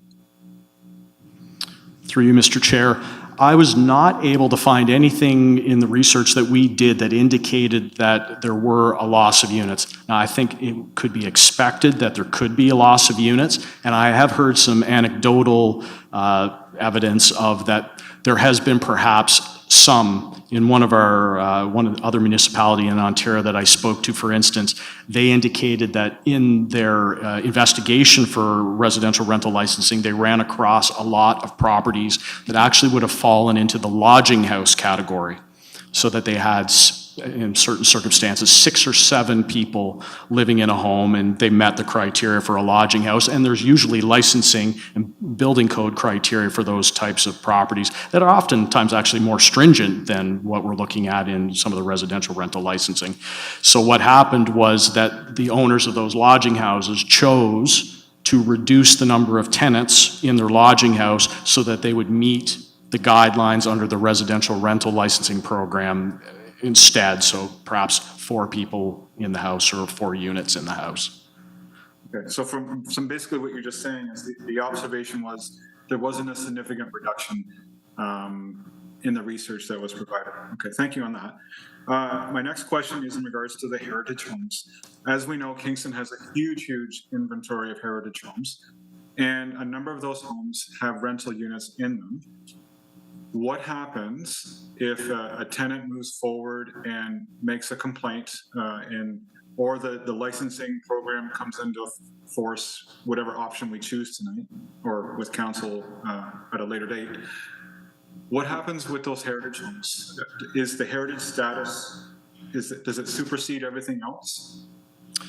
Through you, Mr. Chair, as far as I understand, no. I mean, we do have some special heritage property standards that we would have to adhere to, and we would probably be bringing in our heritage planners and the heritage department to assist us with this. But a lot of the things that a licensing or an inspection program are going to be looking at is really a lot of the interior related things, health and safety, life safety, that type of thing. So we would have to take a certain amount of care with a heritage property just to make sure that all of the obligations that we have around them are met. But I would suggest that we would treat them a lot like any other property from the perspective we're going to go in there, we're going to look for the life safety and the health and safety issues and try to get them rectified. So the common theme is the life safety and health safety issues, and not necessarily the heritage aspects of the building itself and affecting that as much. Correct. Okay. This one is a little bit on the legal side, and I know what your background is, so you might be able to answer this, or maybe Ms. Morley would. Are we creating an unmanageable liability or risk by taking this licensing bylaw into effect?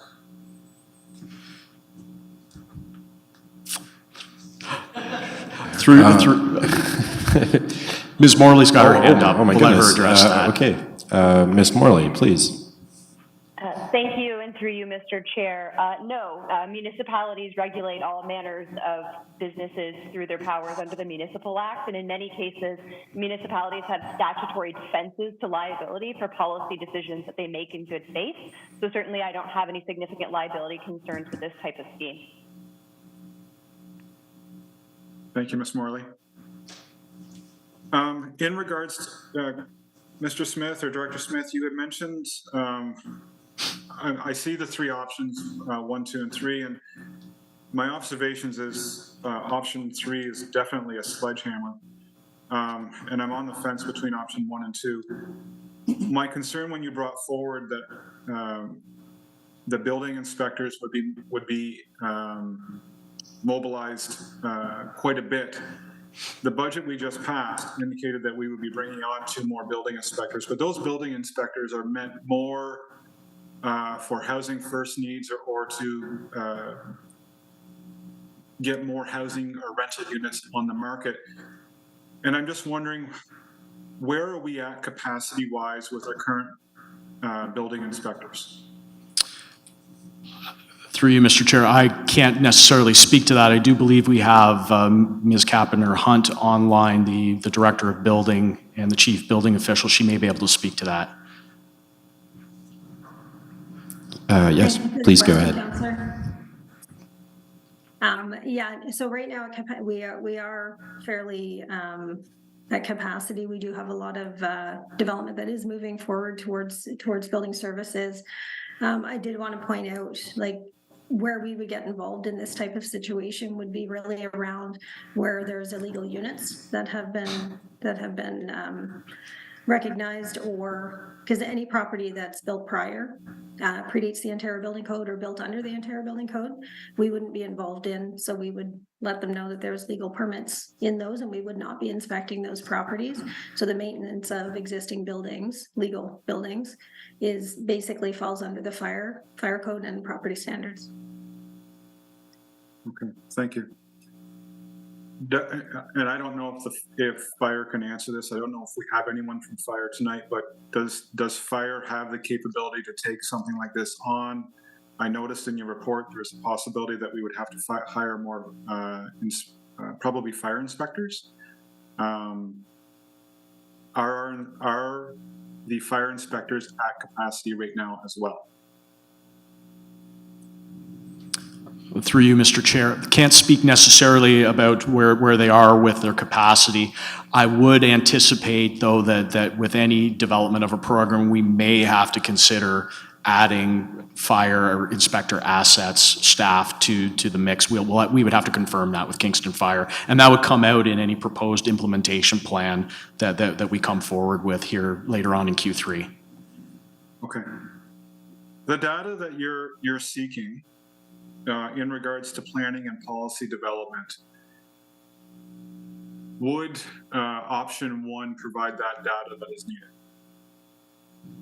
Through you, Mr. Chair, yes, it's the implementation of a rental registry, I think, that would supply that information that we're looking for. That, if you note in the report itself, Exhibit A does have some stats that we're able to put together from both the census and from MPAC. They vary a fair bit depending on the district that we're talking about. So we really think that if we had some form of mandatory registry, we could really figure out where we lie in those stats, whether those stats are low or they're high, and that we could then really feed that into planning, in particular for growth strategy and things like that. So the gist of it is right now, Director Smith, is that the city is not capable right now in its data management, but how it collects its data. It's not capable of gathering that information right now. You need this other specific tool. Is that accurate? Through you, Mr. Chair, I would suggest that gathering the information through a tool like this would probably bring us the most accurate results. We could filter through the impact data. We could try to filter through CMHC data. We could try to filter through building permit data. It would be a significant undertaking to try to sort all those out and merge them and work our way through it. Whereas I would suggest to you that the easiest solution would be to have this registry of some sort of mandatory registry that is positive that we are going to receive the info and that we could then gather and then compare it to the data that we get from MPAC and CMHC and the census and things like that. So I would suggest to you that the cleanest data that we're going to get would be from effectively the horse's mouth, the landlords who are operating these rental properties. Just to interrupt there, I saw Commissioner Agnew had her hand up. Commissioner Agnew, do you have anything to add to that question? Thank you, through you, Mr. Chair. Certainly just adding to what Director Smith has had to say, on the planning side, we're fairly confident with the data that's there from an MPAC and from a census perspective, but similar to what Ms. Kapner-Hunt's comments were, a significant part of what we're trying to deal with through this program is undocumented units. So these are units that exist in the market, but we don't have any track record of, and neither would MPAC or the census because they've been created without proper permitting. So a system like this enables us to pick up those units that exist in the community but are otherwise undocumented and we don't know about. So when we're looking at our long-term growth strategy and looking at our inventory versus our future needs, it's helpful to really have the full picture of what exists, and we don't have that at present without having something where there's a requirement to register all rental units. Okay. My only other comment, I mean everything, I cannot support option 3. It's way too expensive for our city to take something like that on. Judging by what every single department that has come on tonight and answered my questions has indicated the expensive aspects that we are going to go down. I'm concerned about the inspection fees. One, that they're going to be passed on to the tenant. I'm concerned that we're still not going to capture everyone that we want to capture in the 2 designated test sites or districts.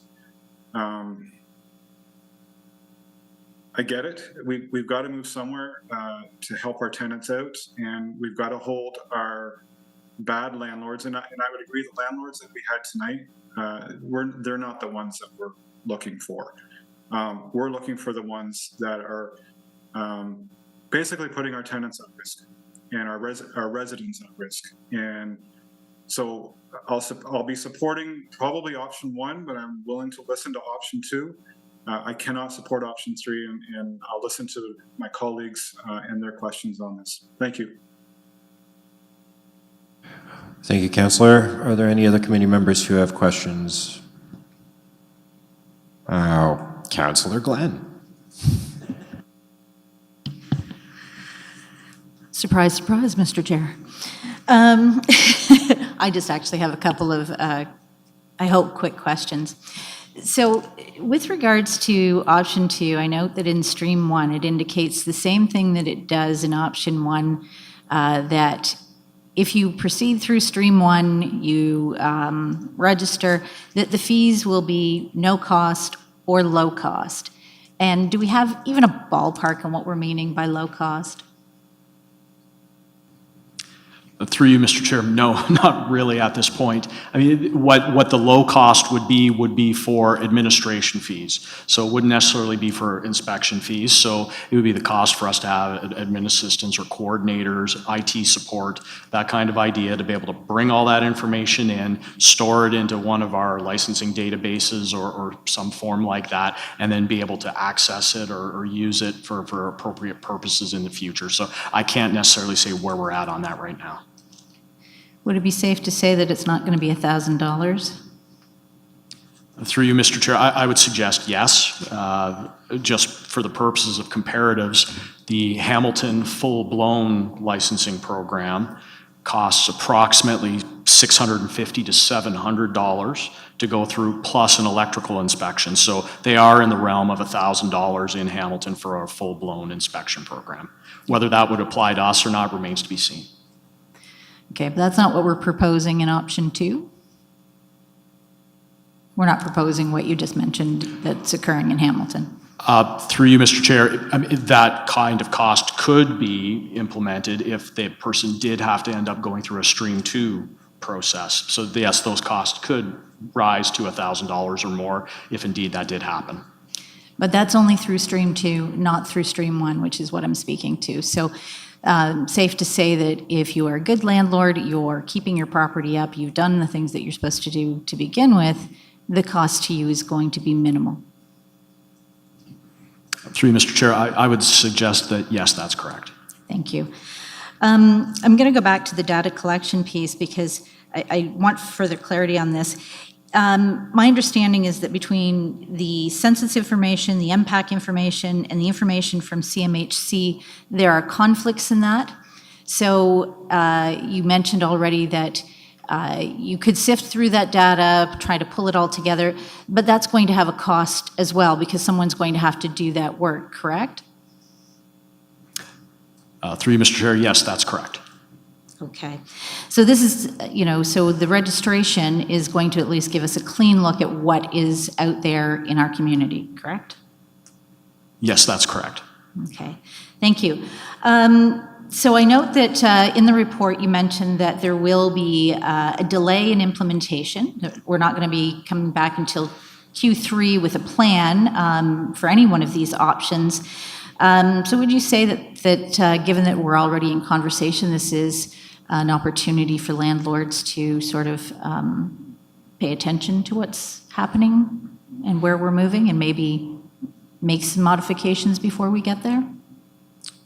Through you, Mr. Chair, of course, I mean, I can't deny that suggestion. And I would suggest that in the meantime, we would be making any number of steps to try to improve those processes, much like we mentioned earlier on in the report. So improvement, refreshment of the property standards bylaw, things like that. Okay, thank you. So duly noted that there's time for landlords to evaluate their own properties before anything comes to fruition, no matter what option we might happen to choose.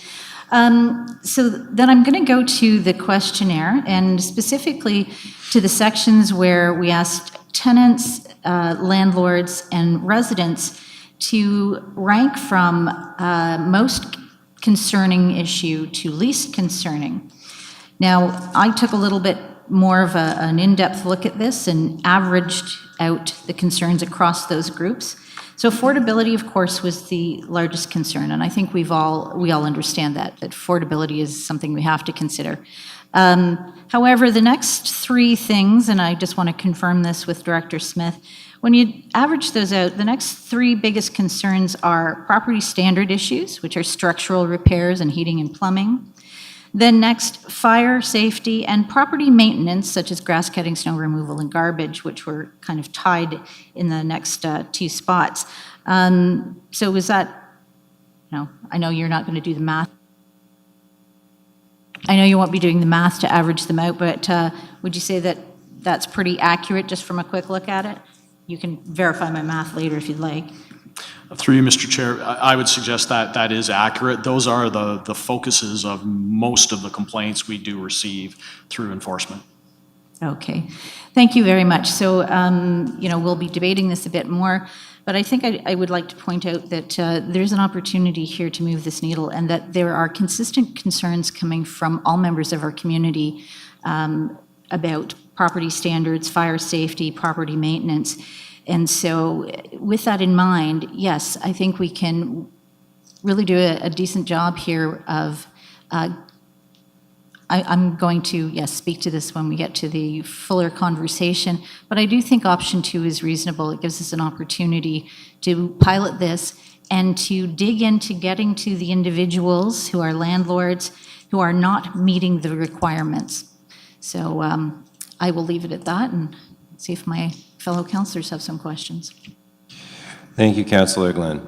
Are there any other questions from committee members? Councillor Hassan, this time you have more than 2 questions, sir. Thank you, Mr. Chair, and through you. My questions will be very simple to answer that. During the presentation, you heard my comments with the tenants side speakers and the landlord side speakers.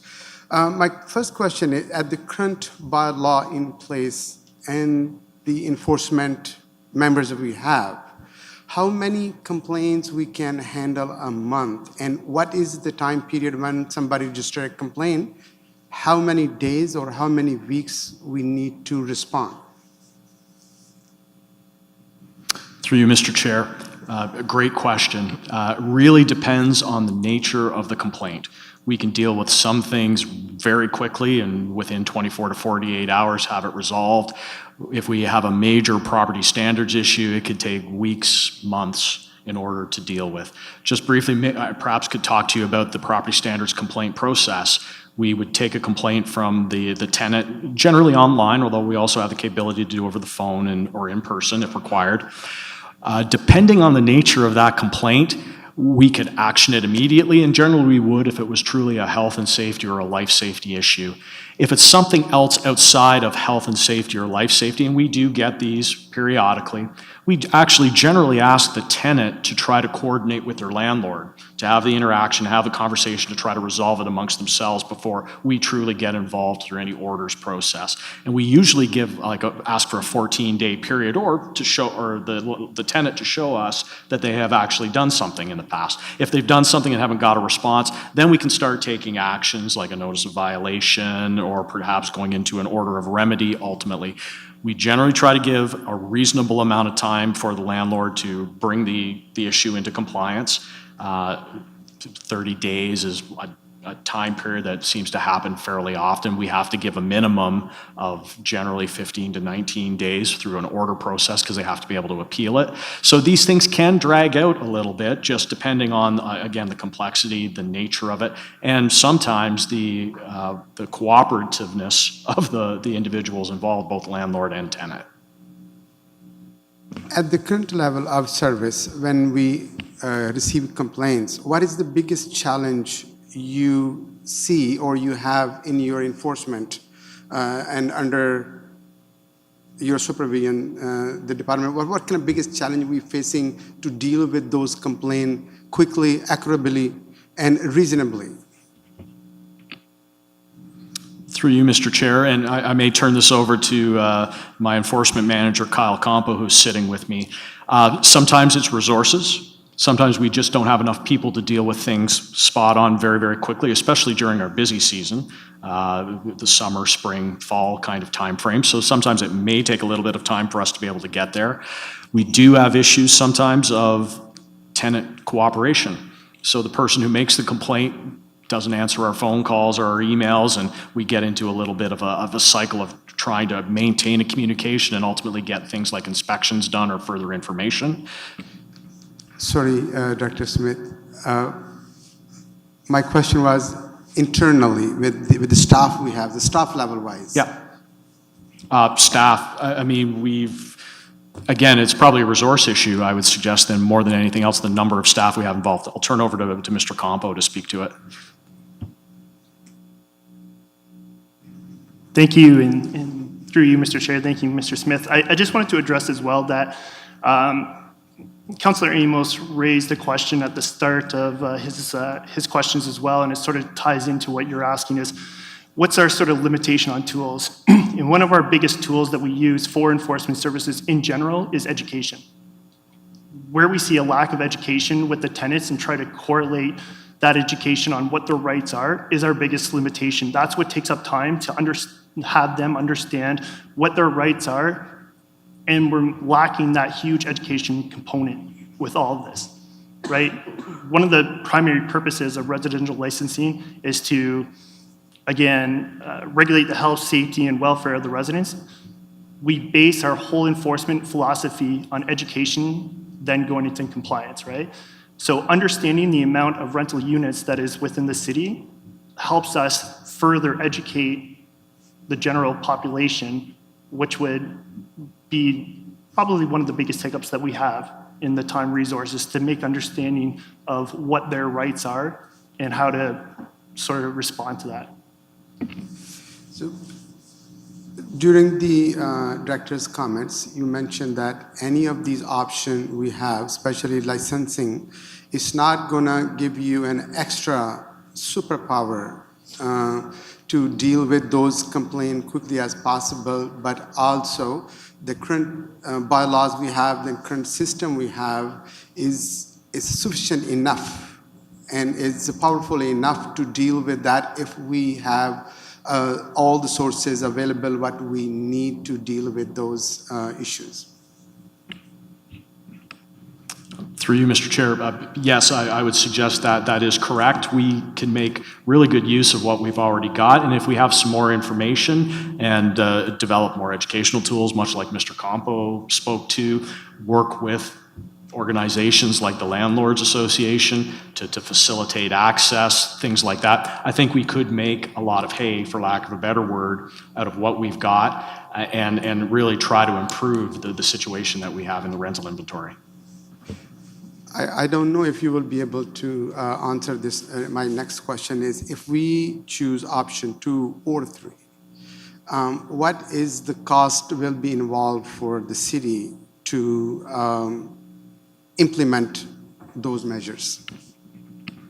Through you, Mr. Chair, as I previously mentioned, I haven't actually costed this out completely, although if you use the comparator of another municipality like Hamilton, their basic fee was in the realm of $650 to $700. Actually, thinking back, I had put into the report that the difference between option 2 and option 3 was about a 2 to 3 times the amount cost. So if you do the math on that one, probably an option 2 would be somewhere in the realm of $150 to $200.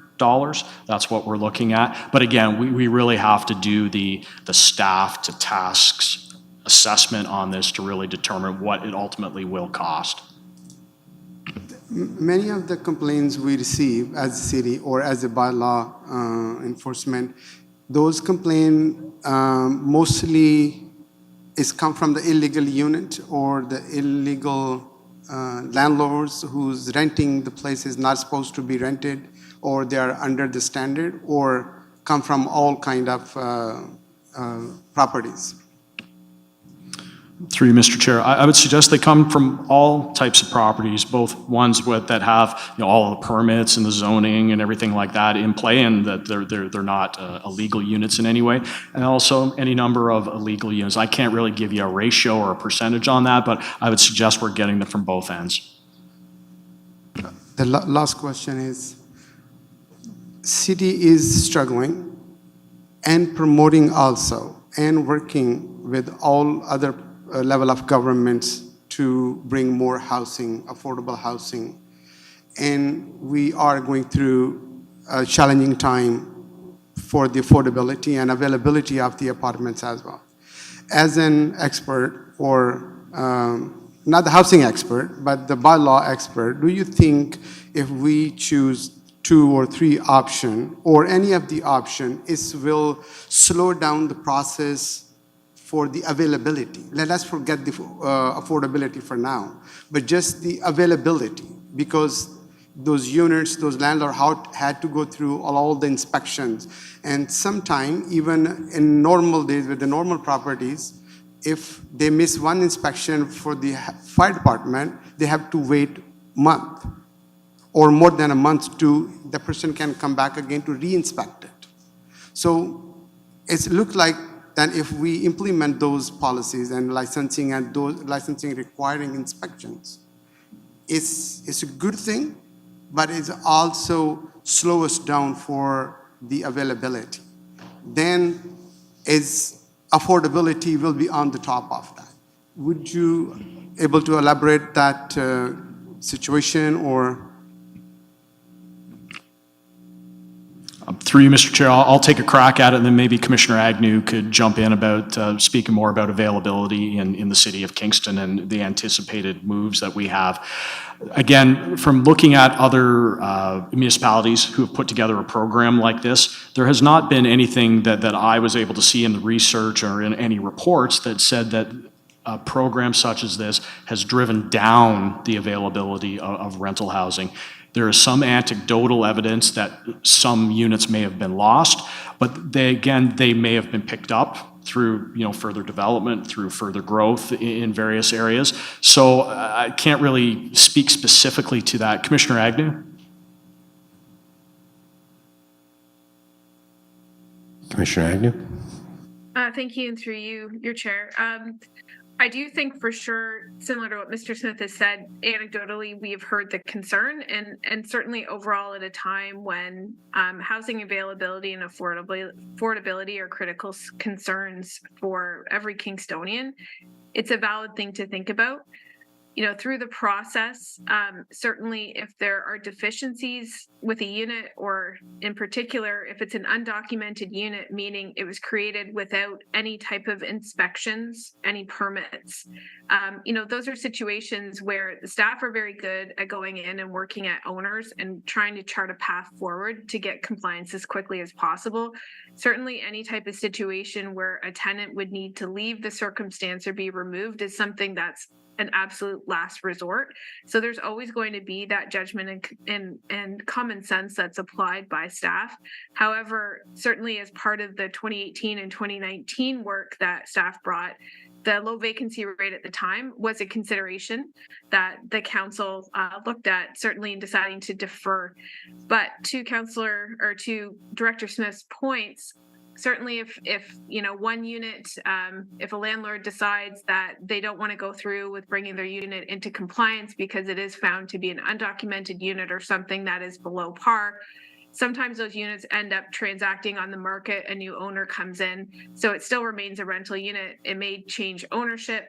However, we are going through a period of time, to Councillor Hassan's point, where we're trying to facilitate, and we are seeing high numbers of new housing coming into the community at the same time. So hopefully all these factors together would help to mitigate some of those concerns overall. It's not a perfect system for sure. And certainly just in addition to some of the comments that Director Smith offered relative to costs, I think staff's work in 2018 and 2019 was premised on a system that was fully cost recovered so that it wasn't supplemented from the tax base. Certainly council could always consider a different route, with some supplementation from the tax base to reduce the cost, but we took the same approach in delivering a cost recovery model that is similar to what we do with all other forms of business licensing, being that housing, although it is a public good, it is a commodity that becomes a commercial business for people, and we tried to take the same approach in the way that we put together the overall costing model for the delivery of that program. So again, that would take us some time to bring back that work as per the recommendation, but the intention would be that it wouldn't cost the city anything. It would be paid for out of the licensing fees themselves unless we received alternative direction from council. Thank you, Commissioner. Mr. Chair, that was all of my question, but my comments now is, it is a grade 3 option has been given, and it's very sad to hear the story from the tenant side as well. And it's no doubt, and I'm 100% agree that there are bad tenants up there. And then our fellow Kingstonian need help from our city, from our bylaw, or from their representative. And definitely we are sitting here to look into that possibility, how we can assist our citizen much better way. Among these 3 options, I'm agree with Councillor Amos that third one is not the option. The second one is also the similar, but I think option 1 will give some sort of the resources to the by law enforcement to get the people registered, get on the board, collect the data. That should be the first step. And I'm fully confident, and I have full confidence in our by law enforcement team that are fully competent at the current level to meet those requirements and deal with those issues sufficiently and efficiently. Okay, thank you very much. Are there any other questions from members of the committee? I just want to remind members of the committee that we're just asking questions at this point. There'll be opportunity for comment further on in this process. So, Councillor Shaves, I see you. I hear you. Thank you. I do have a few questions. Hopefully they'll be within the 5 minutes, and if not, hopefully the chair will be generous in the second round. First question, from the report on page 7, it stated that the existing tools present, the following limitations. Will not the same limitations still remain with all the other options? Through you, Mr. Chair, the tools that we're looking at augmenting will actually improve a couple of those pieces. In particular, the rental registry that is being proposed will allow us to have better data so that we will be able to focus our efforts more clearly on rental properties and rental properties that ultimately end up being problematic. Again, the improvement of things like the property standards bylaw and some of our complaints processes will make us more efficient. So, getting the approval for one of these programs and giving us the impetus to do a lot of this work will allow for those tools to be improved, and they will be the tools that we need to make better moves. Okay, I think you already answered my next question. And what would be some of these key new tools you would need? Through you, Mr. Chair. So any number of them, we've mentioned a couple times the refreshment of the property standards bylaw. I think that's very critical to do. I think we do need to clean up our tenant complaint property standards process. We need to clarify it. We need to make it smooth. We need to have it more collaborative between the tenant and the landlord. So that's another piece of the puzzle. We have some landlord support tools that we are contemplating, things like an email notification program, possibly a voluntary inspection program that a landlord could go through to make sure that their properties are in compliance. Things like that are tools that we could use to really smooth something along. Okay, you just brought up a tool between having a better communication between landlords and tenants. And it has already been brought up. There's concerns about being of reprisals. And I can see that because with my prior history in being a union activist and representative, members don't like to speak up for fear of reprisals of either not getting promoted or other things. So those are true concerns to be considered as we move forward. Next question. How do we bring in a program that is not actually punitive to good landlords? Because we are trying to narrow in on bad landlords. Through you, Mr. Chair, exactly. I mean, that is really a lot of the fundamental premise under option 2, where we have a tiered program where the focus of any inspection efforts by any of the city departments would be really focused on places or properties that have a red flag of some sort already associated with them. We'd have a look at it, we would determine it, we'd have to establish some thresholds for where that would trigger us to go into that stream 2 aspect, and then really attempt to get compliance at that point. So I would suggest to you that the good landlords, I really don't like using the good landlords. The landlords who don't have any particular issues from a code or bylaw perspective, they are not going to have to spend money or go through any of these real inspection processes because their properties are already compliant. Okay. Again, under page 7 of the report, under analysis, development of a draft residential rental licensing framework. The second bullet. And what would happen in this case?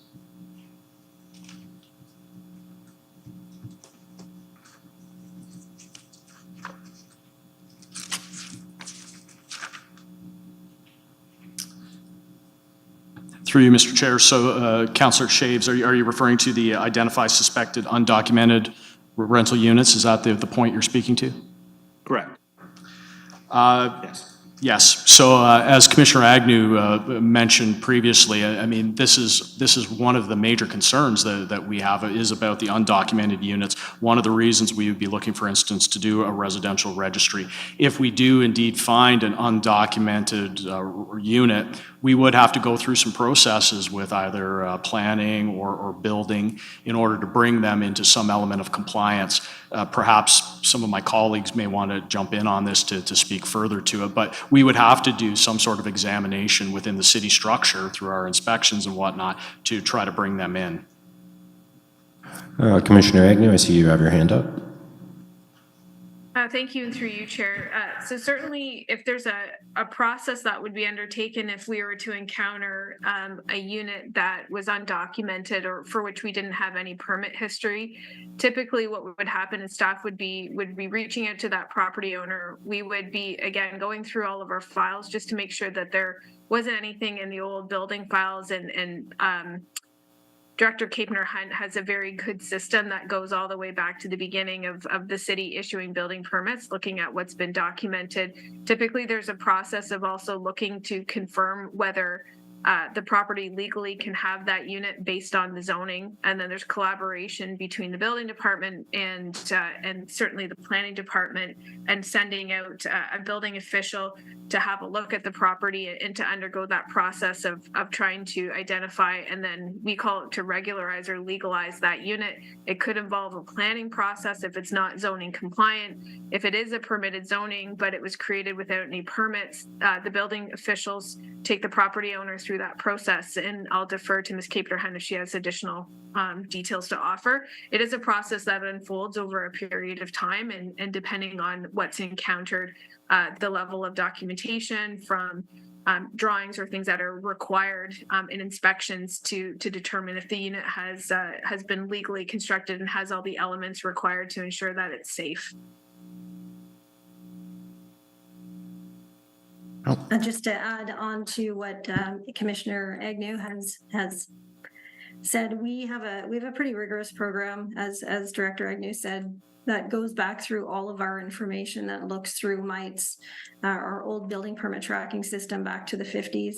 And we assess multiple things to find out if the unit was post-dated or predated the building code, whether there was permits, whether it is legal non-conforming. And then we would look at that. So it's not even just the illegal units. There's also change of use that may happen. And if there's anything identified with the fire code inspections or the property standards inspections, because they can't order construction, that would come back through to a building permit process again. So it is like a cycle that happens between all of this. So all these tools work together collectively to bring properties into compliance and recognize those units and the uses. Okay, thank you. A little more specific, just a more specific case, and I've heard some of these concerns. What about cases of, say, of low ceilings? could we lose some rental units, or what is it? Is that a concern, or is there other options that could happen here?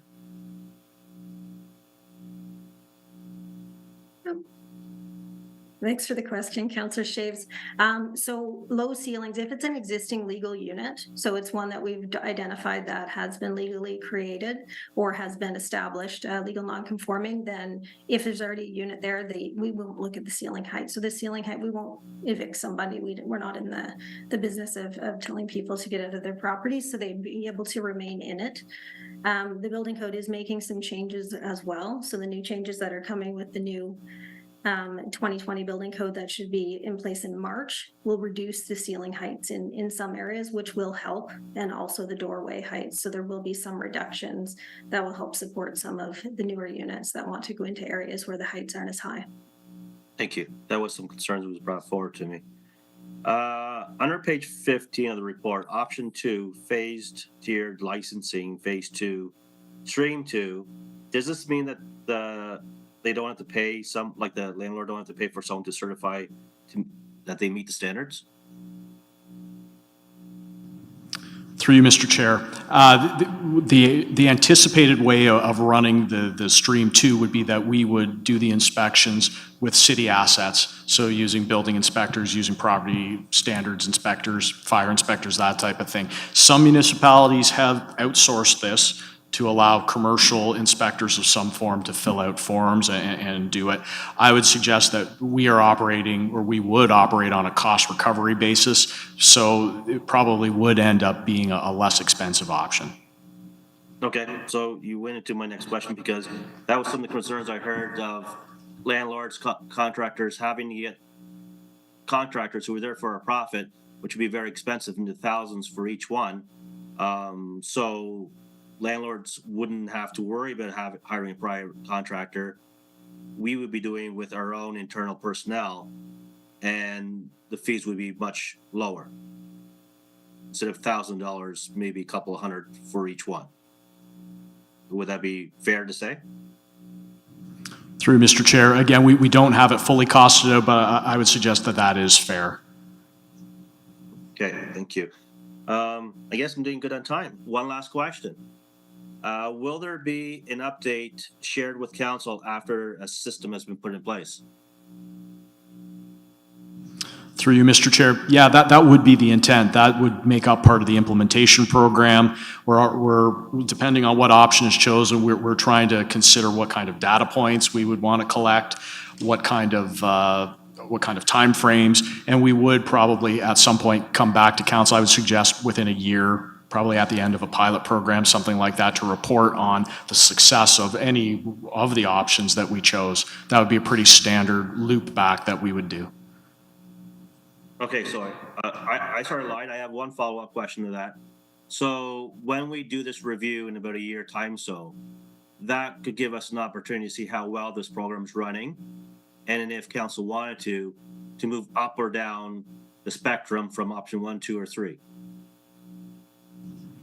Through you, Mr. Chair, yes, I would suggest that is correct. We would take that time that's why we're doing the pilot program, to really try it out, and then we can make adjustments at the end of that pilot program to better fit what we actually want to achieve. Okay, so it seems like option 1 would be a good sort of standoff point to get us started, and then if it's not quite working out to what your anticipation or expectations are, we could easily move up to option 2 within a year. Is that a question, Councillor Shaves? Would that be correct? Yes. Okay. Through you, Mr. Chair, yes, we certainly could reconsider and upon council direction, move to another option. Thank you, sir. Thank you very much. Are there any other questions from members of the committee? Okay. Seeing none, on the agenda next is item 7, which is business. But before we do that, I'm going to call a recess for 10 minutes. The time is 8:17 p.m. We will recommence the meeting at 8:27 p.m. Thank you very much.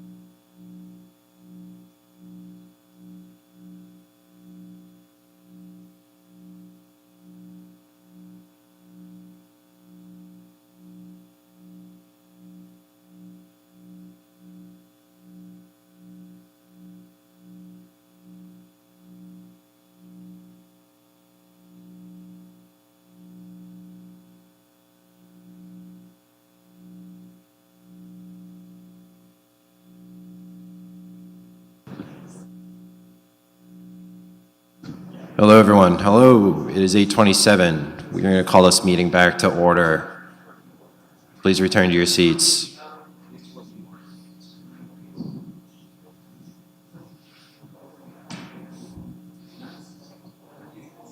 Please return to your seats. Thank you. Thank you. Okay, so we're moving on to item number 7 on the agenda, which is business. The committee was introduced to the report through the briefing. Does staff have anything else to add at this point? No, Mr. Chair. Thank you very much. Okay, just one moment.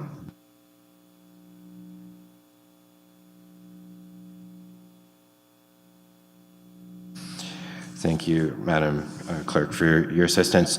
Are there any further questions from members of the committee? No, okay, seeing none. Are there any questions from any attending councillors? Councillor Tozo. Thank you, Mr. Chair, through you.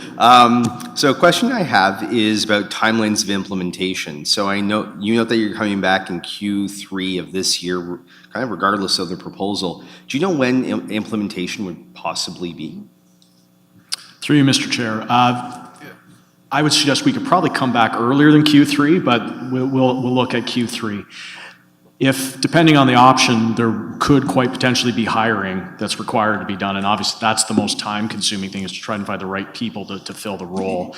So I would suggest earliest we're probably looking is early, like 1 January 2025.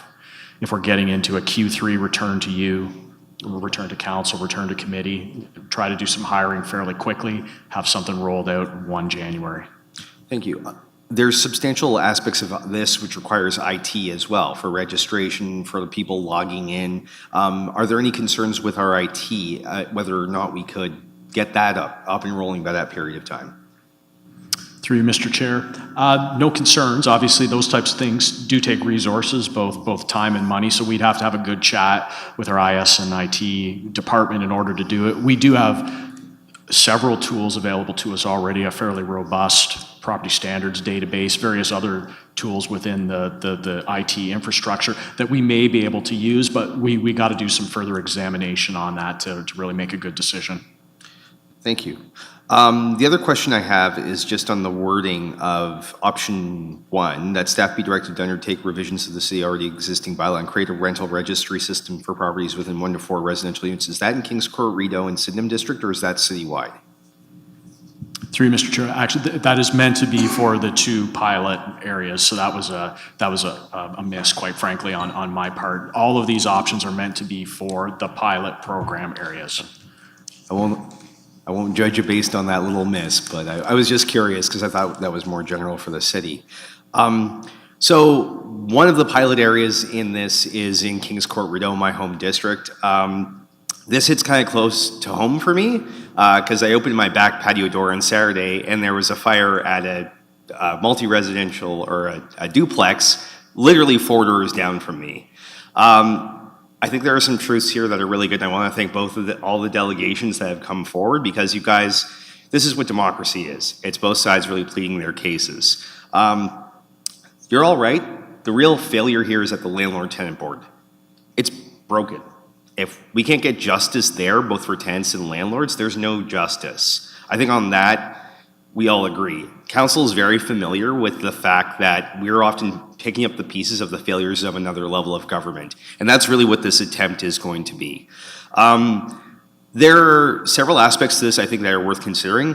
One is that the people who spoke tonight in favor of landlords are driven by profit and investment. That is why you're in the industry, as you've highlighted again, and you are worried about this really hurting your bottom line and getting out and the effects that it will have on prices. The other side of the story is if a landlord has a bad tenant, they lose money. If a tenant has a bad landlord, they possibly burn to death or get homeless. Those are the 2 truths that are out there as well. I don't know how this will fix everything, but I think all of these options do empower bylaw to help along the way. As I've said to councillors time and again, I'm really looking forward to this debate. I don't get to vote here. I'll get to vote when this comes to council. But I'm really looking forward to seeing what comes out of council and the kind of questions that you guys raise. I really have my faith in this committee. This is a very strong committee with all the members here. They're going to ask really good questions.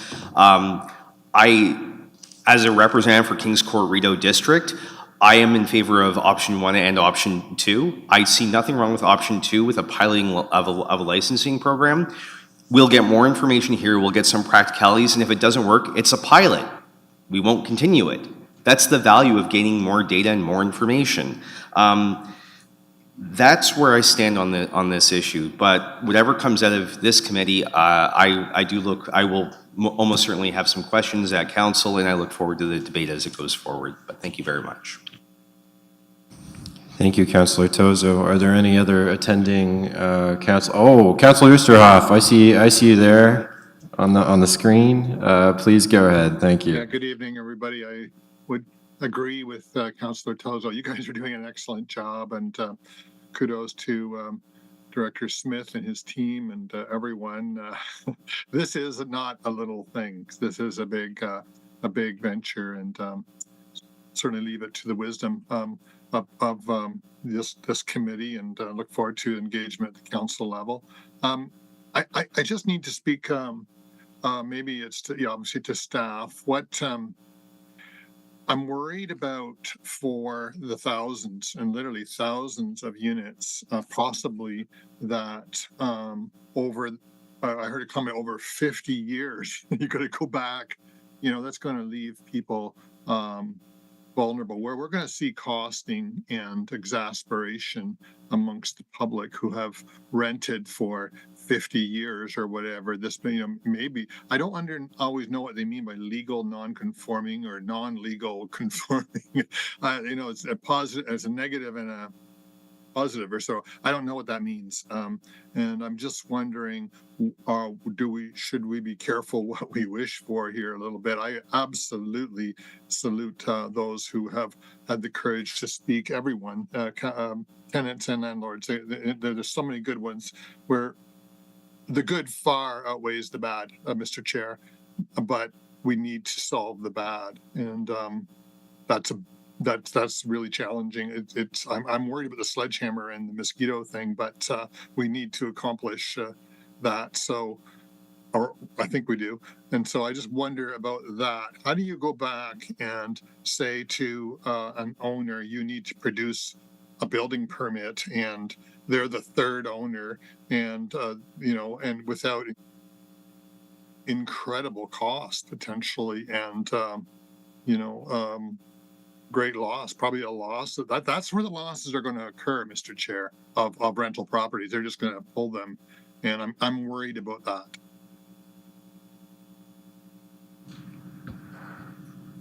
Okay, Commissioner Agnew. Thank you, Chair. Just hoping you'd indulge me for a second. There was a question from Councillor Oosterhoff in there about legal non-conforming. That is planning terminology, Councillor. So basically what that means is that the unit was legally established, but the zoning on the property doesn't permit it. So at some point in time, there's an illegal entitlement that was created. So that unit was created legally. The planning policy can change over time, so it doesn't conform to our official plan, but it's still considered legal.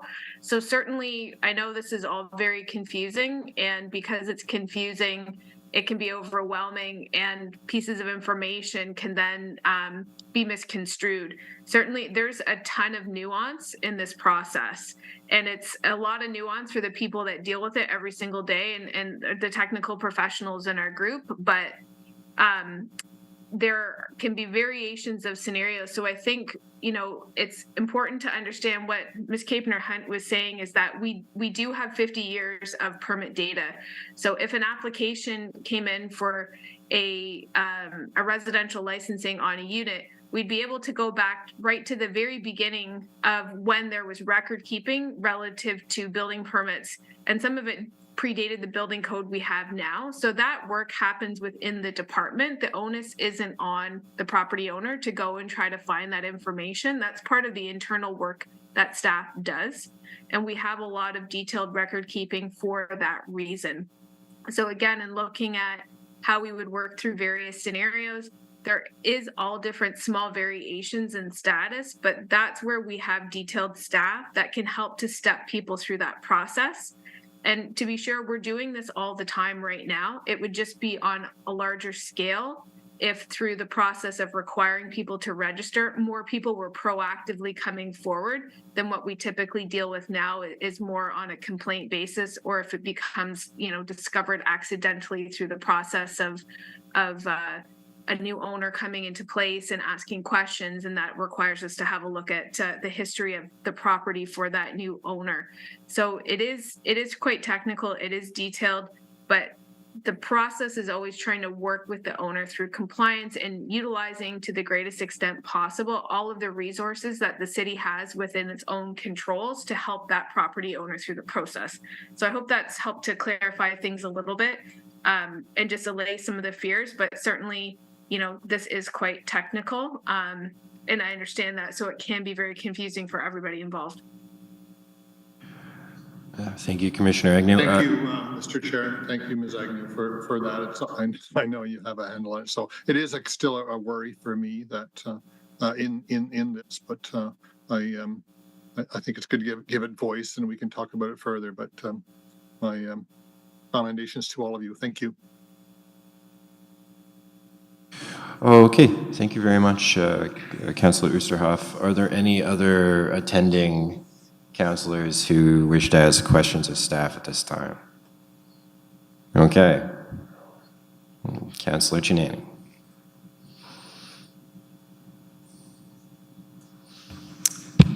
And through you, Mr. Chair, I wasn't actually going to ask a question, but why not? So is adding red tape going to discourage people, in your opinion, from creating like secondary or third or even possibly a fourth rental unit when it's when that ends up happening?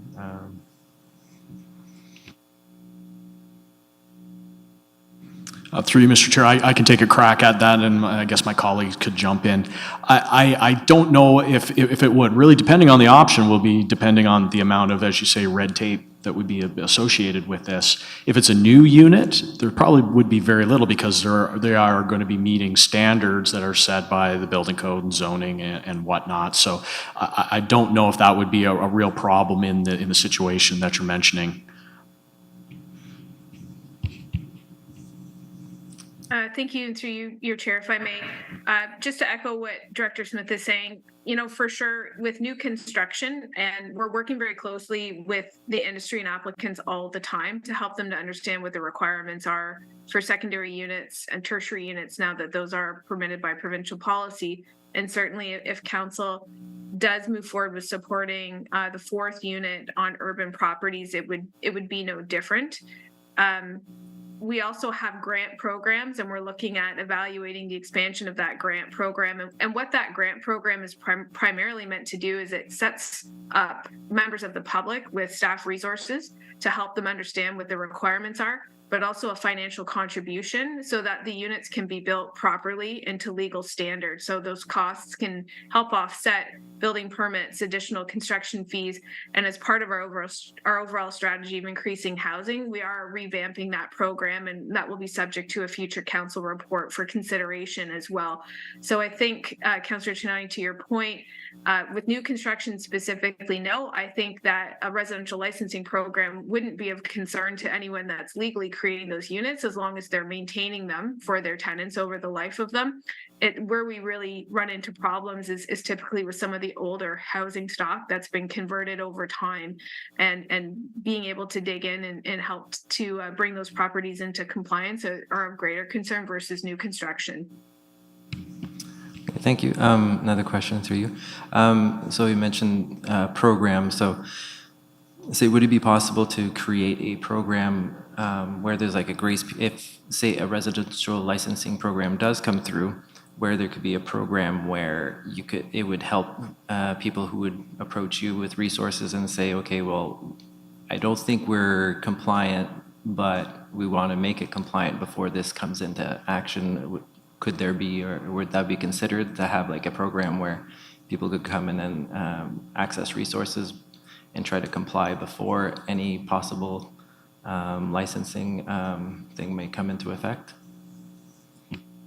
Thank you, and through you, the program we have now through the Housing and Social Services Group is really primarily focused on secondary units. So certainly if it's a secondary unit and they meet the criteria, that could help them. If there's something that they're looking at creating a unit or partially started a process but haven't completed it, that may be in fact a possibility. There's also, we have some additional programs, I believe, through the Housing and Social Services Group for capital improvements on particular properties that can help bring them into compliance or help with some of those, offsetting some of those costs. I'm not an expert in those programs, but beyond that, I believe that's what we have available to us right now, unless council would be interested in exploring something in addition to that. The expanded program that I've been referencing with respect to the secondary and tertiary units, that was part of our Housing Accelerator Fund application. So there are some funds that we had earmarked as part of that overall application to help expand that program, essentially to help expand the legalization or the extent of missing middle housing as part of that overall provincial initiative. But happy to have further conversations with council if you want to go down a road of exploring additional options beyond what we have now. It would just be a matter of, you know, affordability and what we can deliver in relative timing, I think. Okay, thank you. Yeah, so yeah, I'm probably one of the only renters on council. I've heard some things from other renters in my district, even though we're not part of the pilot program, and it was kind of mixed. So there's a lot of worries about how that could impact them. I think for my preference for now would be option one, and then gather their data and then see what happens, and then move on to say a second option once enough data is gathered, and then see if it's warranted to go even further or not. And that would be my preference, just at the moment. But I'm open to all discussion. I hear all sides, and I'm looking forward to see where this goes. Thanks. Thank you, Councillor. Okay, Madam Clerk, are there any other councillors lurking online? No. Okay, very good. Okay, so we're going to move on to, are there any members of the public present who wish to speak to this report? Come on down. Yes, I recognize you.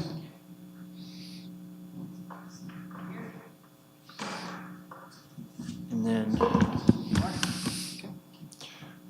so just before you begin, I would like for you to state your name. I'll let you know that you have 5 minutes to speak or ask questions uninterrupted. Staff will address your comments or questions after you have spoken.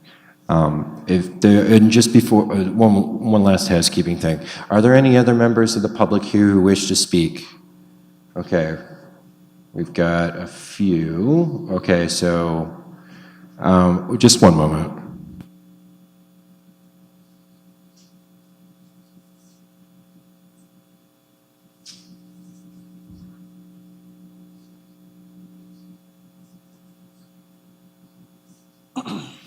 Okay, very good. So we're going to have everyone speak in succession, ask questions. It's the challenge round for Director Smith. And in person, so it looks like there are 5 or 6 speakers, so you'll all have the opportunity for your 5 minutes, ask your questions, make your comments, and then staff will answer after everyone has spoken here, and then we will go to whomever is online in the next portion. Thank you.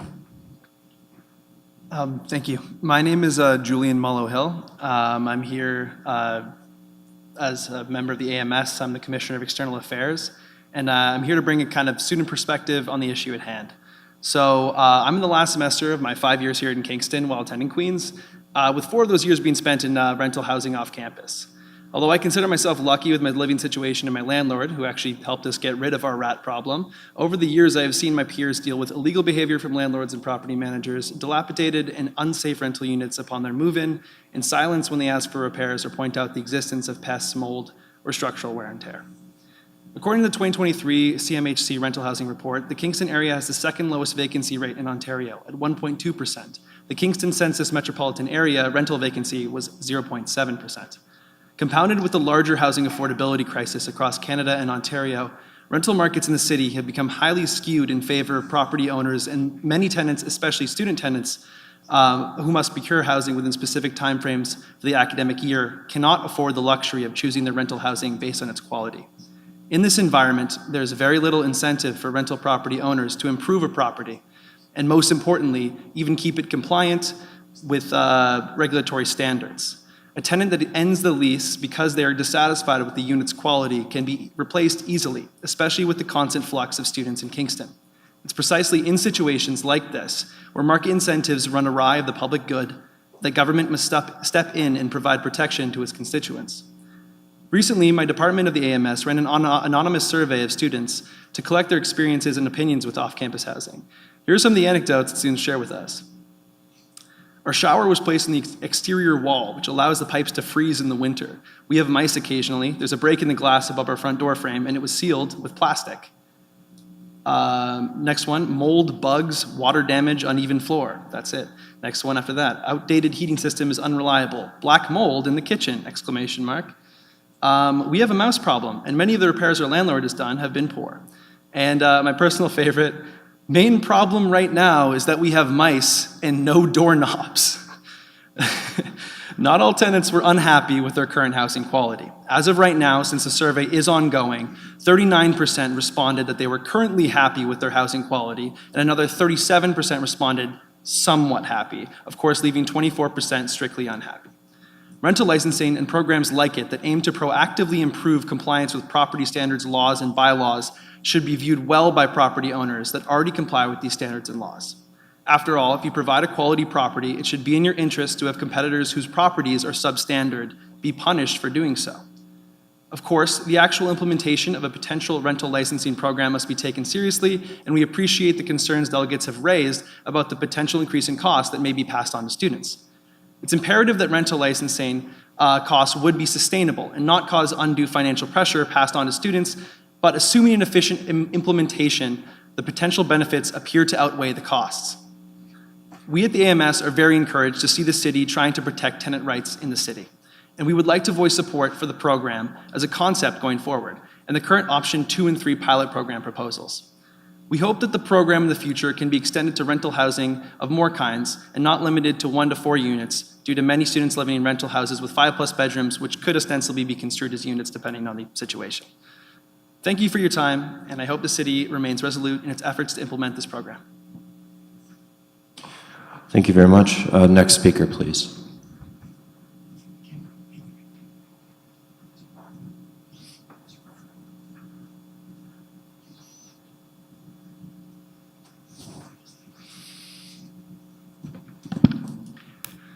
My name is Laura Knapp. I live in Sydenham District, and I'm a member of the Sydenham District Association, a past chair. I just wanted to speak to an aspect of the residential licensing program that I don't think has been addressed tonight. One of the things that I think it can address. I think the reason that we're back here speaking about this is something that the SDA has been dealing with for years.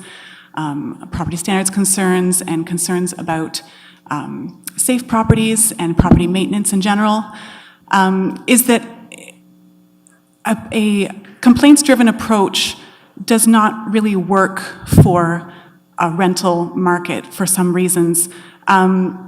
Students in particular, but many other types of renters are not in those properties for the long term. Necessarily. So my own experience as a student, some time ago, I went to the University of Waterloo. We had a rental licensing program in place. And in my early years at school, I didn't realize how lucky we were to have wonderful housing stock at all the houses I lived in and visited. Later on, I rented an illegal basement flat in Toronto for a work term. And after the sunshine blew away, and I realized that after a rainstorm, there was mold growing on the walls, and that in fact it was a fire trap with only one exit. I started to look into the landlord-tenant process and learn my rights. I realized it was not an acceptable place to live. I was there for 4 months, and I also hadn't signed a lease, so I had the ability to just walk away. But engaging with a complaints-driven process, if you're in a place for a year, isn't really feasible. By the time that you get your head around what the problems are and figure out, as a young student, how to begin to address them, you're going to be gone in a short time anyways.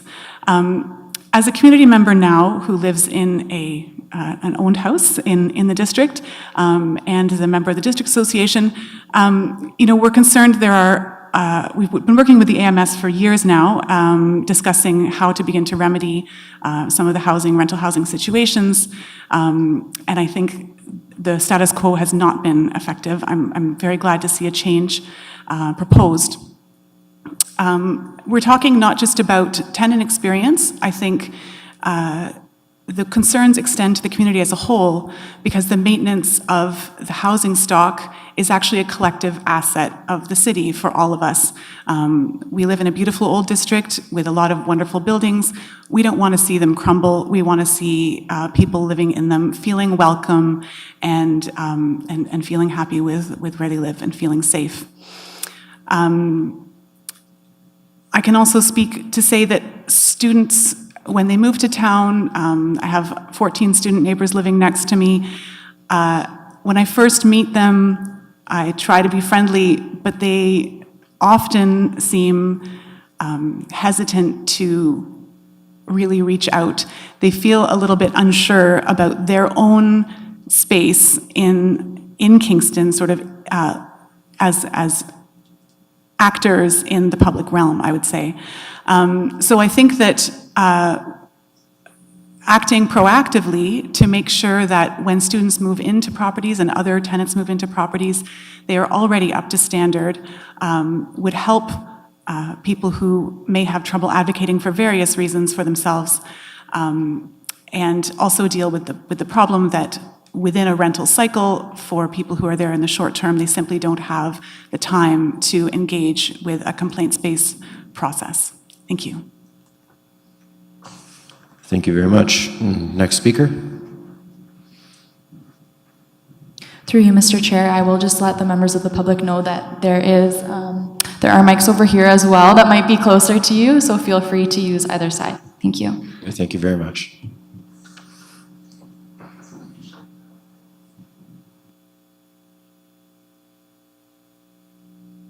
Just press that button down there. It's on.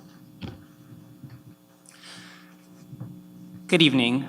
My name is Tony Hu. I use he, him, or they, them pronouns, and I'm a second-year medical student at Queen's University. I'm also the Vice President Community of the Society of Graduate and Professional Students at Queen's University, which represents nearly 5,000 students in graduate and professional programs. Students have identified 2 issues with rental housing on what is now called Kingston. But before I discuss those 2 issues, I'd like to note that student perspectives are particularly important for the committee, as the pilot project will operate in 2 districts only, namely Sydenham and Kings Court Rideau, districts where there is a high proportion of student tenants. As an aside, let me say that when I was accepted to the MD program at Queen's University, I was warned that the landlords in Sydenham are notoriously bad. But back to the 2 issues. The first issue is housing availability and housing affordability. The second is housing quality. Unfortunately, housing availability and housing affordability cannot be resolved without investment in building more housing or by punishing those who own unoccupied homes and refuse to rent them. So there would be value in improving housing quality. I want to note a difference in the responses to the survey from landlords and from tenants. Specifically note how the renter-specific feedback and the landlord-specific feedback differs on pages 10 and 11.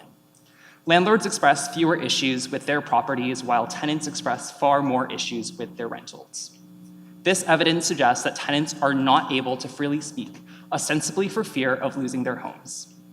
From a methodological perspective, it's also important to note that the renters who have the most to gain from improving housing quality are least likely to respond to a survey as distributed because of the daily insults endured from living in substandard housing. Crucially, the student population is transient, unlike the more permanent landlords who have spoken today. There exists a sizable power differential between tenants and landlords. Tenants are far, far more vulnerable than landlords. Think about the students who come from out of province to study in Kingston, or the students who come from out of the country to study in Kingston. Think about the students who are living on their own for the first time ever. Students may not be aware about the resources available to them should they encounter bad actors. A residential rental licensing program would resolve this problem. Option 1 is not a real option. It preserves what already exists, which is a complaint-driven system that unfairly burdens tenants and makes them more precarious. Considering the potential for vastly improved quality of life for renters, I would support a pilot residential rental licensing project. Thank you very much. Next speaker, please.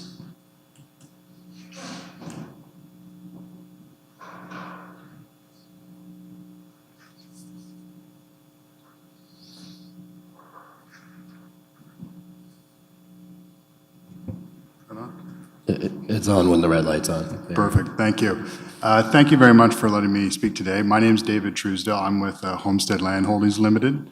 We're based in Kingston, but we own property throughout Ontario and Alberta. What's being talked about today doesn't particularly apply to our properties, as it's 1 to 4 units that's being looked at. However, we were heavily involved in the conversation in 2018 when this was brought up, and I do concur with the comments. Director Smith has been excellent in consulting with all stakeholders. At Homestead, we pride ourselves on the maintenance and management of our properties. We have a wonderful relationship with bylaw and obviously work on that in a very proactive way. What I find interesting today is there's a lot of conversation about fees and what the fee will be to bring or enroll a unit into this program. We operate in many of the markets that Director Smith noted in his report as having either pilot programs for landlord licensing or permanent programs. Fees are a big component of that because as has been mentioned, there is through the provincial government, there's the above guideline increases that can be issued because it's considered an extraordinary tax. What I'm surprised has not been talked about today, though, and what we have seen in the municipalities that we do operate in that have this program is the units that are obviously being targeted by this program are more on what I would call the affordable end. They're being run by property owners that are looking to get people in at low rents, and because of the low rent that's there, they're relying on them to obviously compromise with them. And the challenge is that when the city, through a landlord licensing program, comes in, if they issue orders on those properties that requires obviously the property owner to now invest a substantial sum in the property, if it's a structural issue, if it's a physical issue, mechanical, et cetera, if you're talking about a $10,000, $15,000 repair, if it's a 1-unit property, that now opens the door to obviously an AGI for capital expenditures. And that's a whole different animal where, again, that brings in, you can go 3%, 3%, 3% over 3 years, depending on obviously the level of the investment that is required. So I think that is an important element of the conversation because I'm hearing from a lot of the speakers today that there's this theory that the resident is not going to bear any of the cost. It's going to be a zero-sum game for them. Unfortunately, that is not going to be the case.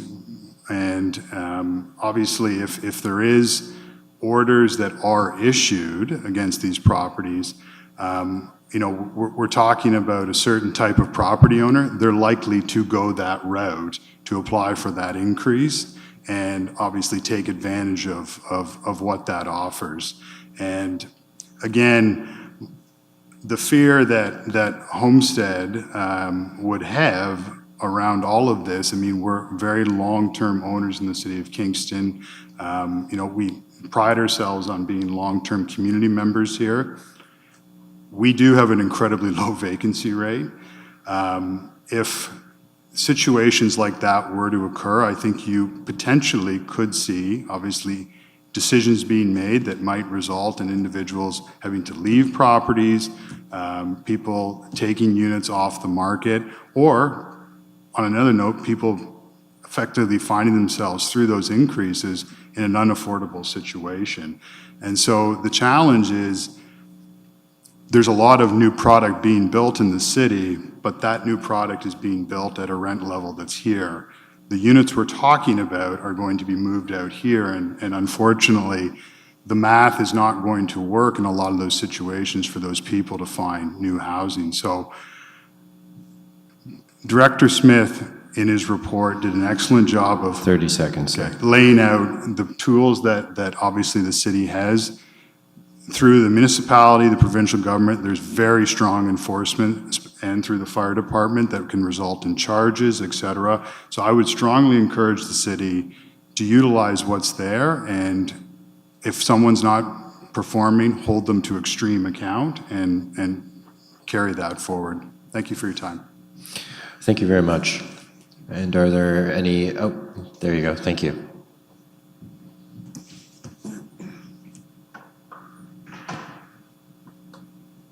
Hi, my name is Paula Nichols, and I just have 3 questions. For specifically, what actual measurable results are you trying to achieve with each of these options? As an addition to that, how will you know you've achieved it? What are you measuring? I don't actually see this in the report. And I think it's really important to know at the end of whatever the pilot is, or at the end of a certain time frame, how are you going to proceed based on what results you've achieved if you don't know what you wanted to achieve specifically. My second question is, what will be done if it's perhaps an illegal unit and it cannot be made legal? I know that there are some zoning bylaws that can be amended, or committees of adjustment and so forth. But if there is some component in this unit that cannot be made legal, whether it's a window is not the right size, the ceiling height, other things that I'm probably not even aware of, how do we evict the tenant? Because we don't have the means to do that. What is going to happen? And my third question is, it seems to me that with any of these options, even option 1, as low as the fee might be, that there is some component of public good by coming up with a good database to help the city plan for future development, planning, etc. So with that public good component, would there be consideration to cost sharing, or as Commissioner Agnew said, that all the costs should be borne by the landlord? That's it. Thank you so much. Are there any other speakers in the room? No? Okay, I'll leave that up to staff to answer. Thank you very much, Director Smith. Thank you, and through you, Mr. Chair. So really the questions are from our last speaker there. So what are our measurable results? Something we're going to have to determine. I would suggest to you, though, that they are really going to, there's going to be a combination of qualitative and quantitative results that we could potentially get. We could look year over year about the number of property standards complaints we've got and see if we're achieving any improvement. With a program, we may actually see an upping in the number of property standards complaints we get because we're active, we're out there, we're dealing with cases. So what we're going to very strongly have to consider that. From a qualitative perspective, perhaps we could put out another survey, kind of like what we did this year, to ask how people feel about it, what kind of response times we're getting, that kind of idea. Other options, perhaps if we are dealing with a case, we survey the landlord and the tenant from the perspective of a satisfaction survey to see if indeed we did achieve the goals that the people had expected us, what the expectations were, how we performed there. So we're going to have to do a little bit of thinking on that, but that would be coming part of any implementation plan that we would be coming forward with to committee and council. If something cannot be made legal, a very difficult question. It has been addressed by some of my colleagues earlier tonight. What I'll say, because I don't have any particular expertise in the building code world or the zoning world or anything like that, is that I do know that the members of those various departments work very hard to try to bring people into compliance, and they're problem solvers. They really do work hard to come to a good solution. So if there is a possible solution there, I can pretty much guarantee that the team will work hard with the property owner to try to bring it to a good resolution that isn't effectively fatal to the unit. Ultimately, there may be some units that do have to go by the wayside just because they are so bad, but I would suggest to you that would be in the minority. Finally, the third point is about the cost sharing, about the public good concept, and Commissioner Agnew did mention this, that is something that council could consider, that if there are costs for things like the rental registry that it makes up part of option 1, council very well could consider to subsidize that to a certain degree to make it cost free if we did indeed feel that the value of the information that we are getting was value for money, for lack of a better word. So that is something that we could consider, that council could direct happen, not out of the question at all. Thank you. Okay, thank you, Director Smith. How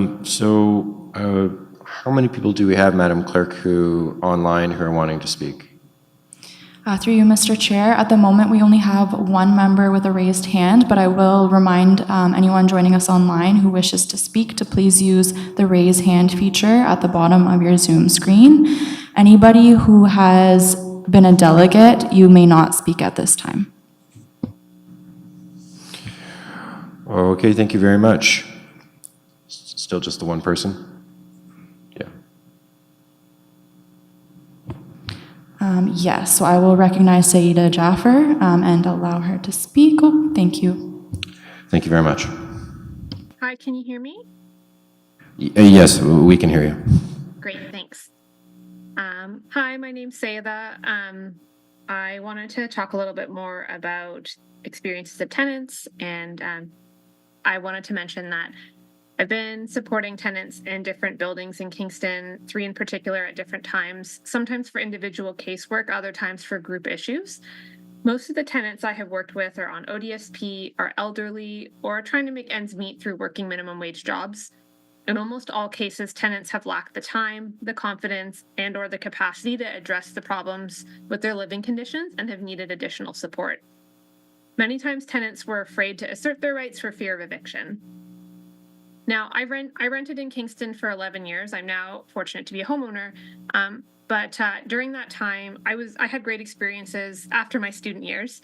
Though I'm a middle-class person who could always afford to pay rent and market rent and be choosy about my housing, many people in Kingston are not so fortunate. I want to strongly encourage the committee to not vote for option 1. Option 1 is too status quo because it still requires tenants to submit their complaints. Therefore, it doesn't address the most critical issue, which is that a large proportion of tenants are afraid to call property standards or to try to assert their rights. Option 1 makes no commitment to proactively help tenants improve the quality of their living conditions, and that's what tenants need most, and I cannot emphasize this enough. I want to challenge the assertion earlier made by, I'm not sure who, that one of the biggest issues is that tenants don't know their rights. Most tenants I know understand their rights are being violated. They just feel afraid to assert them. More information on the city website, the eviction handbook tool, and other tools that the city are offering, while well-intentioned, are not sufficient to address the needs that tenants have right now. We don't need to wait and see if a rental registry is enough. We know right now that it isn't. Please do the right thing by thousands of tenants in Kingston by choosing option 2 or 3. Given the current challenges, it's time to experiment with a new solution, and a residential licensing program makes sense. As a homeowner and a taxpayer, I personally would support my taxes being increased to make sure that tenants living in this community have access to proactive enforcement to support people living in vulnerable housing. Everyone deserves a home that is acceptable and habitable. A licensing program in Sydenham and Kings Court can help our city take a step towards that reality. Because it's a pilot, you can work out the kinks. And as was mentioned earlier, streamed processes seem to address many of the issues that landlords identified. It's low effort for the good landlords. And if most landlords are good, then what's the problem, right? So while, I think the other piece about the streamed item is that it still offers proactive approach that tenants really need. It strikes a balance that council seems to want to strike right now. A complaint-driven model is not working, so please don't delay. Please vote for some type of licensing program because tenants need this. I just want to add that housing may be a business for landlords, but it's a human need and a human right. Please help tenants realize more livable housing. As Councillor Tazo mentioned earlier, one person's profit or a landlord might lose some money if they have a difficult tenant, but a tenant can lose their housing or face other challenges. I don't want to forget the fact that 3 people died in rental house fires last year. And also sometimes homeowners are affected by that too if their neighbors have a house fire. Like I know someone who is still not been able to return to her home after I think it's been at least a year and a half because a house fire happened next door. So we need to do something, and a registry is not enough. Please support a residential licensing program. Thanks. Okay, thank you very much. Are there any additional members online who wish to speak? Through you, Mr. Chair, yes, Hugh McKenzie has their hand raised to speak. We will allow you to speak now. Thank you.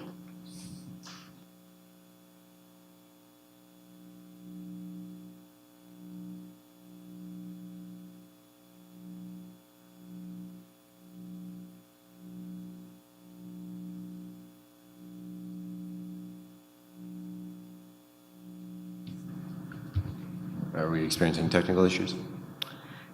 Hugh, if you haven't unmuted yourself, please do so now. And if you are unable to do so, you may send your comments to me via email. Okay, we'll give Hugh a... Oh, there we go. There we go. Yes, you have 5 minutes. Thank you. Thank you very much. Just to follow up to the question on measurabilities, obviously the concern in Kingston is that we have both a lack of affordable housing and we have a lack of housing overall. If part of the process is developing a full spectrum inventory of the amount of units that are available, or rental units that there are in Kingston, could there be a reporting back on how the implementation of whichever plan moves forward affects what that inventory number is? Does it succeed in raising the number of affordable housing units or housing units in general in the category? And what will those benchmarks be? Will it be after 1 year, after 5 years? Certainly that would be an important measurable of what the program is. Are we encouraging the development of affordable rental housing, or are we discouraging, which would be counterproductive to the city's needs? Thank you. Okay, thank you very much. Director Smith, the floor is yours, sir. Thank you. Through you, Mr. Chair. Yes, I believe that could be actually a very good measurable. Once we get a grip on the number of units we got, tracking that year over year would be valuable, keeping in mind that there's any number of factors that can affect the number of units, including growth and various other things. So something that we would have to parse and try to figure out a mechanism. But I would suggest to you that would be a reportable back to council of the number of 1 to 4 units that we are maintaining on that registry. Okay, Madam Clerk, no other hands up? Through you, Mr. Chair, there are no other hands up. Very good. Okay, so I will now ask if there are any committee members who wish to move an option. Councillor Glenn. Thank you, Mr. Chair, and through you, I'd like to move option 2. And do we have a seconder for that? Councillor McLaren. Was there any debate on this option?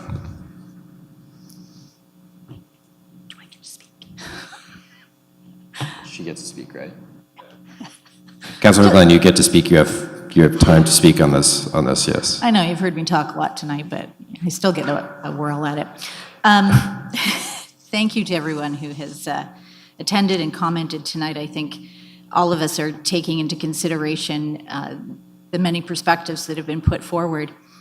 But I think we have to ask ourselves a few good questions here around this table and up there on the screen. What I keep hearing about is low vacancy rates, and that we're so afraid of it that we're willing to accept having people in our city live in substandard housing. And I don't think that that's acceptable. This motion was brought forward by myself and Councillor Tozo because we saw conditions in our districts that we wouldn't want our worst enemies to live in, and that's saying something.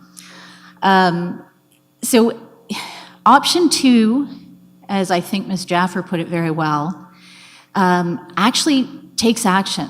Option 1 won't give us that, and I know that there seems to be a bit of an inclination in that direction. Part of the issue with bringing this forward is that we are facing actually not just an issue of just property standards, but overall an equity issue. We are seeing unequitable living situations. And when you're living in this kind of a situation, what we've heard is that trying to complain about it is difficult. We've got a varied population out here in Kingston, just as any other place has. And we've heard about the barriers to a complaint-driven system. So what option 2 allows us to do is to, yes, get that inventory, to do the education, to do all of that outreach, but also then to step it up and require something out of our community. So I don't think that it's fair to ask people to live in substandard conditions. And not just fair, I don't think it's fair for them as individuals, but fair for the community either. We've talked a lot about cost. And one of the costs that we didn't discuss was the cost that is borne by people who rent and live in substandard living conditions. We often, in the last few years, have talked about social determinants of health. Well, it's one thing to have a roof over your head, but when the quality of that living situation is so poor, how do you succeed? How do you become more successful? How do you advance? So think about the students who are there to try and get an education. We've heard about rats. Do you want to be studying one night and see a rat run across your floor? Do you want to be worried that potentially there's going to be a fire? We've heard about plumbing issues. We've heard about mold issues. How do you concentrate when your very health and well-being is at risk? And think about the other things that we've heard this evening. So we've heard about people who are on Ontario Works, on ODSP. Imagine being a disabled individual who now is living in a house that's not properly heated, that's drafty, and that impacts your physical well-being.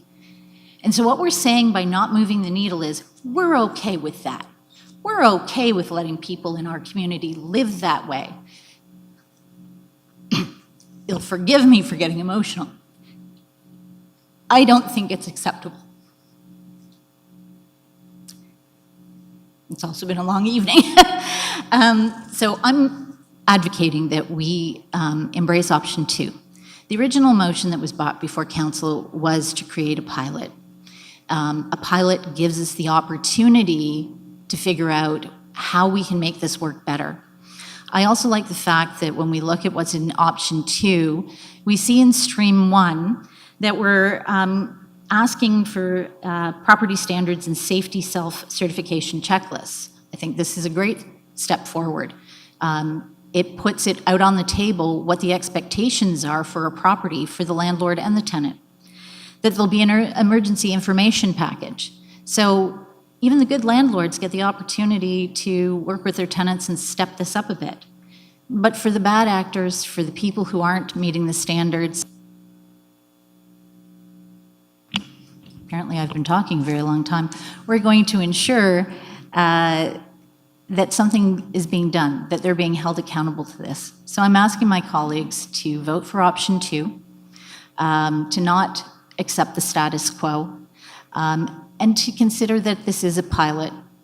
Piloting in the districts that are, I think, 2 of the most in need gives us the opportunity to really test this out and to see what the possibilities are. So think of the costs that the tenants are bearing who are living in the substandard conditions, and I urge you to please help them out. Thank you very much, Councillor Glenn. Are there any other committee members who wish to speak to option 2? Oh, whoa. Oh, Councillor Shaves. Okay, there you go. You surprised, Chair? Yes, actually.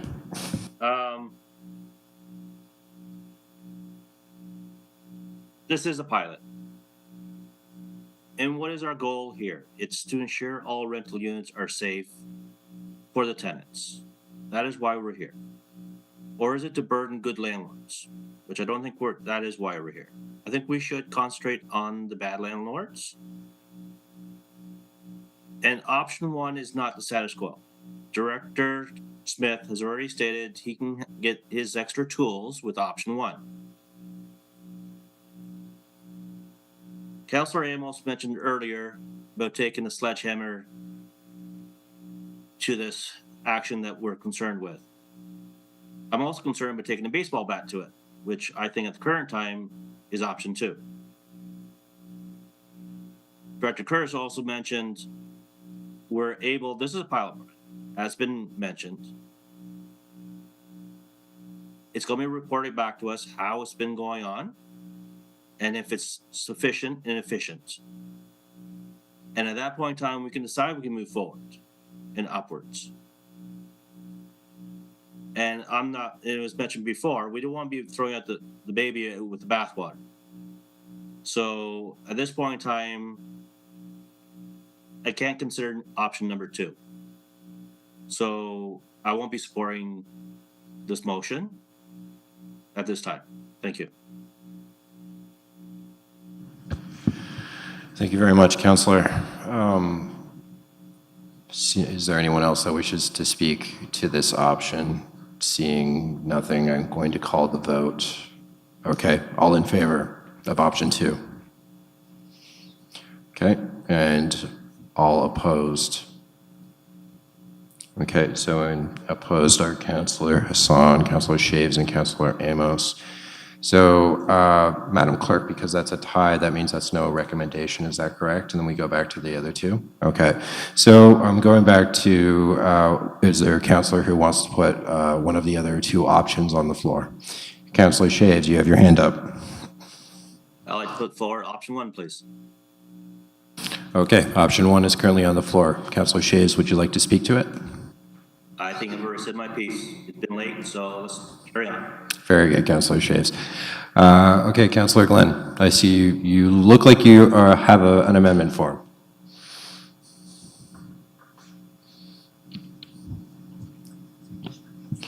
Okay, I'm going to call a short recess of 5 minutes. Is that good? 5 minutes. Thank you. We'll be back in 5 minutes.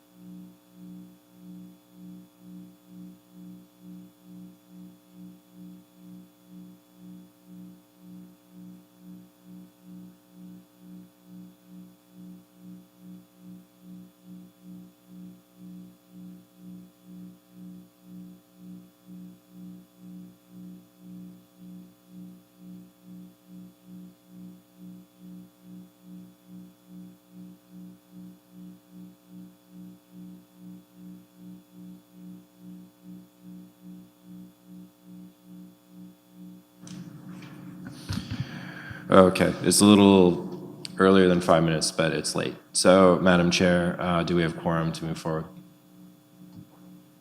Oh, there's Councilor Amos. Very good. Yes, we do have quorum. Okay, very good. Okay, so I see there's an amendment that's been introduced by, for option 1 by Councilor Glenn. Councilor Glenn, you can speak to the amendment, please.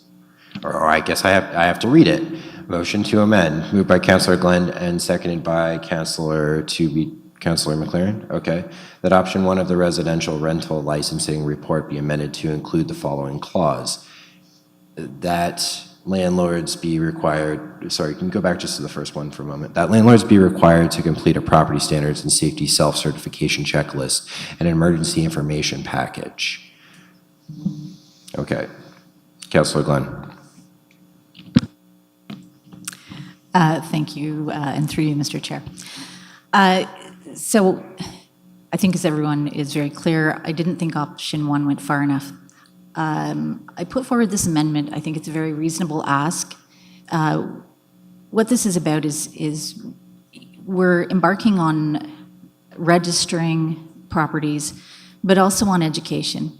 I think this is a great addition to that education piece. It's a bit of self-education. Doing a self-checklist gives landlords the opportunity to make sure that they're on track. Maybe there's something they're missing, something they don't know.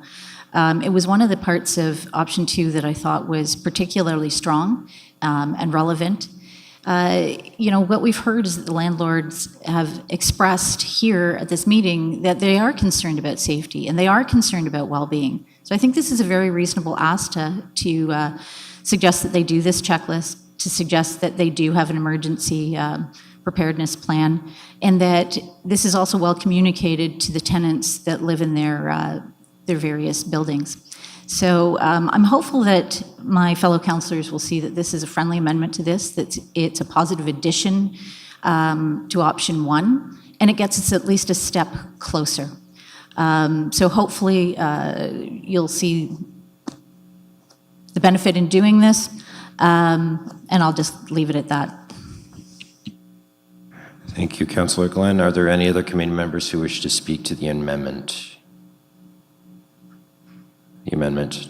Oh, Councilor Shaves. Thank you. Actually, more of a question.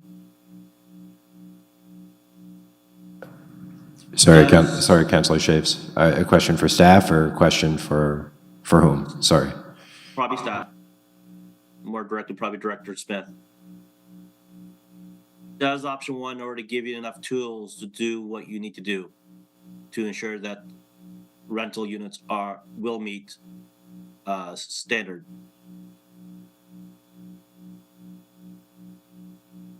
Is that enough? Through you, Mr. Chair. I think we're dealing with the self-certification checklist here. That would assist us in ensuring that the units are up to snuff.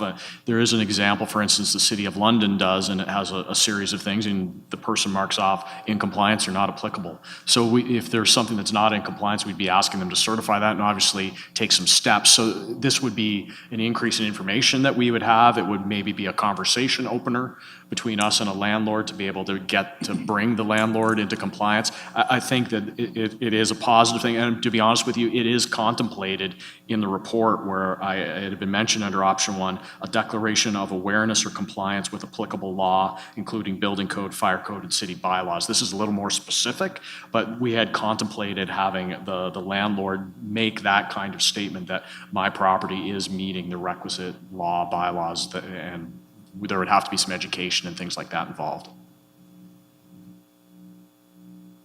Okay, thank you. I just want to make sure it was compliment, or if it was already there, if this was redundant. Thank you.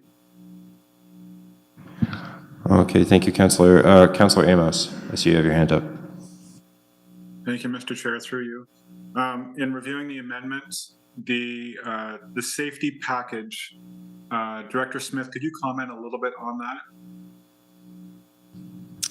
Through you, Mr. Chair. Yeah, we'd have to do a little bit more research. That is something that other municipalities do, but I would suggest an emergency information package would have things like 24-hour contact numbers for maintenance purposes. I mean, it may even include some numbers and contact information for emergency services within the municipality. That could be there. There could also be the idea that if they do have an immediate emergency and perhaps the landlord is out of town, you know, a contractor or something like that, they could contact if they had a plumbing issue or things like that. So that, I think those could be components to it. We can investigate it a little bit more, but it's really to give the tenants comfort that they know where to turn if they do have an issue. Perfect. And that's a good next step with this. So I can support this amendment, and then I can support option one, obviously through this. So thank you. Okay, are there any other comments, debate with regards to the amendment? Oh, Councillor Hassan. Thank you, Mr. Chair, and through you. I think I'm okay with that amendment as well, as Councillor Emmett said, that if it's something bringing good and more safety and it's not causing more extra work on the both parties and the landlords and city and the tenants, and is helping us to build a better relationship, safer relationship to moving forward, to make sure the safety of the tenants and affordability of the landlords, I think this is a fair way to, it's a fair game. So option number one is a very fair game for both parties. So everyone is win-wins, and I have no problem for supporting the amendment and supporting the option one. Okay, anyone else on the amendment to option one? Seeing none. Okay, I'm going to call the vote on the amendment. Oh, sorry, Councillor Glenn, you get the last word if you want to say anything else. My apologies. Not really, but it is nice to have the last word. Very good, Councillor Glenn. Okay, I'm going to call the vote on the amendment for option one. All those in favor? Okay, and that passes unanimously. Okay, moving back to discussion on option one as amended. Are there any further comments, debate, questions from committee members? Councillor Glenn. Thank you. As I've already noted, it's nice to have the last word, so I don't know if this will be it, but I'm hopeful that we'll move beyond this. You know, at the present time, you know, I'm happy to at least move option one forward because it's a step in the right direction. But I do want everyone to recognize that I don't think this goes nearly far enough. We have some vulnerable people in our community, and I think we're doing them a grave disservice today by not moving forward with something that's a little bit more stringent. There are people out there that are, you know, flouting all of the rules and the laws and all the rest of it, and I think we're being afraid, and afraid unnecessarily. Part of our job as councillors, I think, is to have some courage and to stand up for the people in our community who struggle to stand up for themselves. And so we've heard from those people, and yet I think we've turned a bit of a deaf ear to some of them. So for the time being, I'll support option one because I do think we need to move the needle. I'm hopeful that when we get a report back on how we've done with this, that we hear some positive news, but that also we consider going a bit further than this. You know, we talked about costs, and I'm going to just bring this up again, because one of the questions that kept being asked was, what was the cost of staff? Yet, when we were faced with having to consider increasing our complement of firefighters, we did that, and it was costly. And I put to you that perhaps if we paid more attention to property standards and we did this landlord licensing, that maybe there wouldn't be those fires and we wouldn't lose tenants, but we also wouldn't be putting more firefighters in harm's way. Firefighters, unfortunately, a lot of them have their careers cut short by health results of being a firefighter. So, you know, that's just one consideration in all of this, that this impacts the broader community. So, again, I think that this doesn't go far enough, but at least it's a step forward, and I appreciate that. Thank you. Thank you, Councillor Glenn. Is there anyone else that wishes to speak to option one? Okay, seeing no others. Oh, Councillor Shaves. All right, thank you. Just wondering, since I put the motion forward, I get the last word.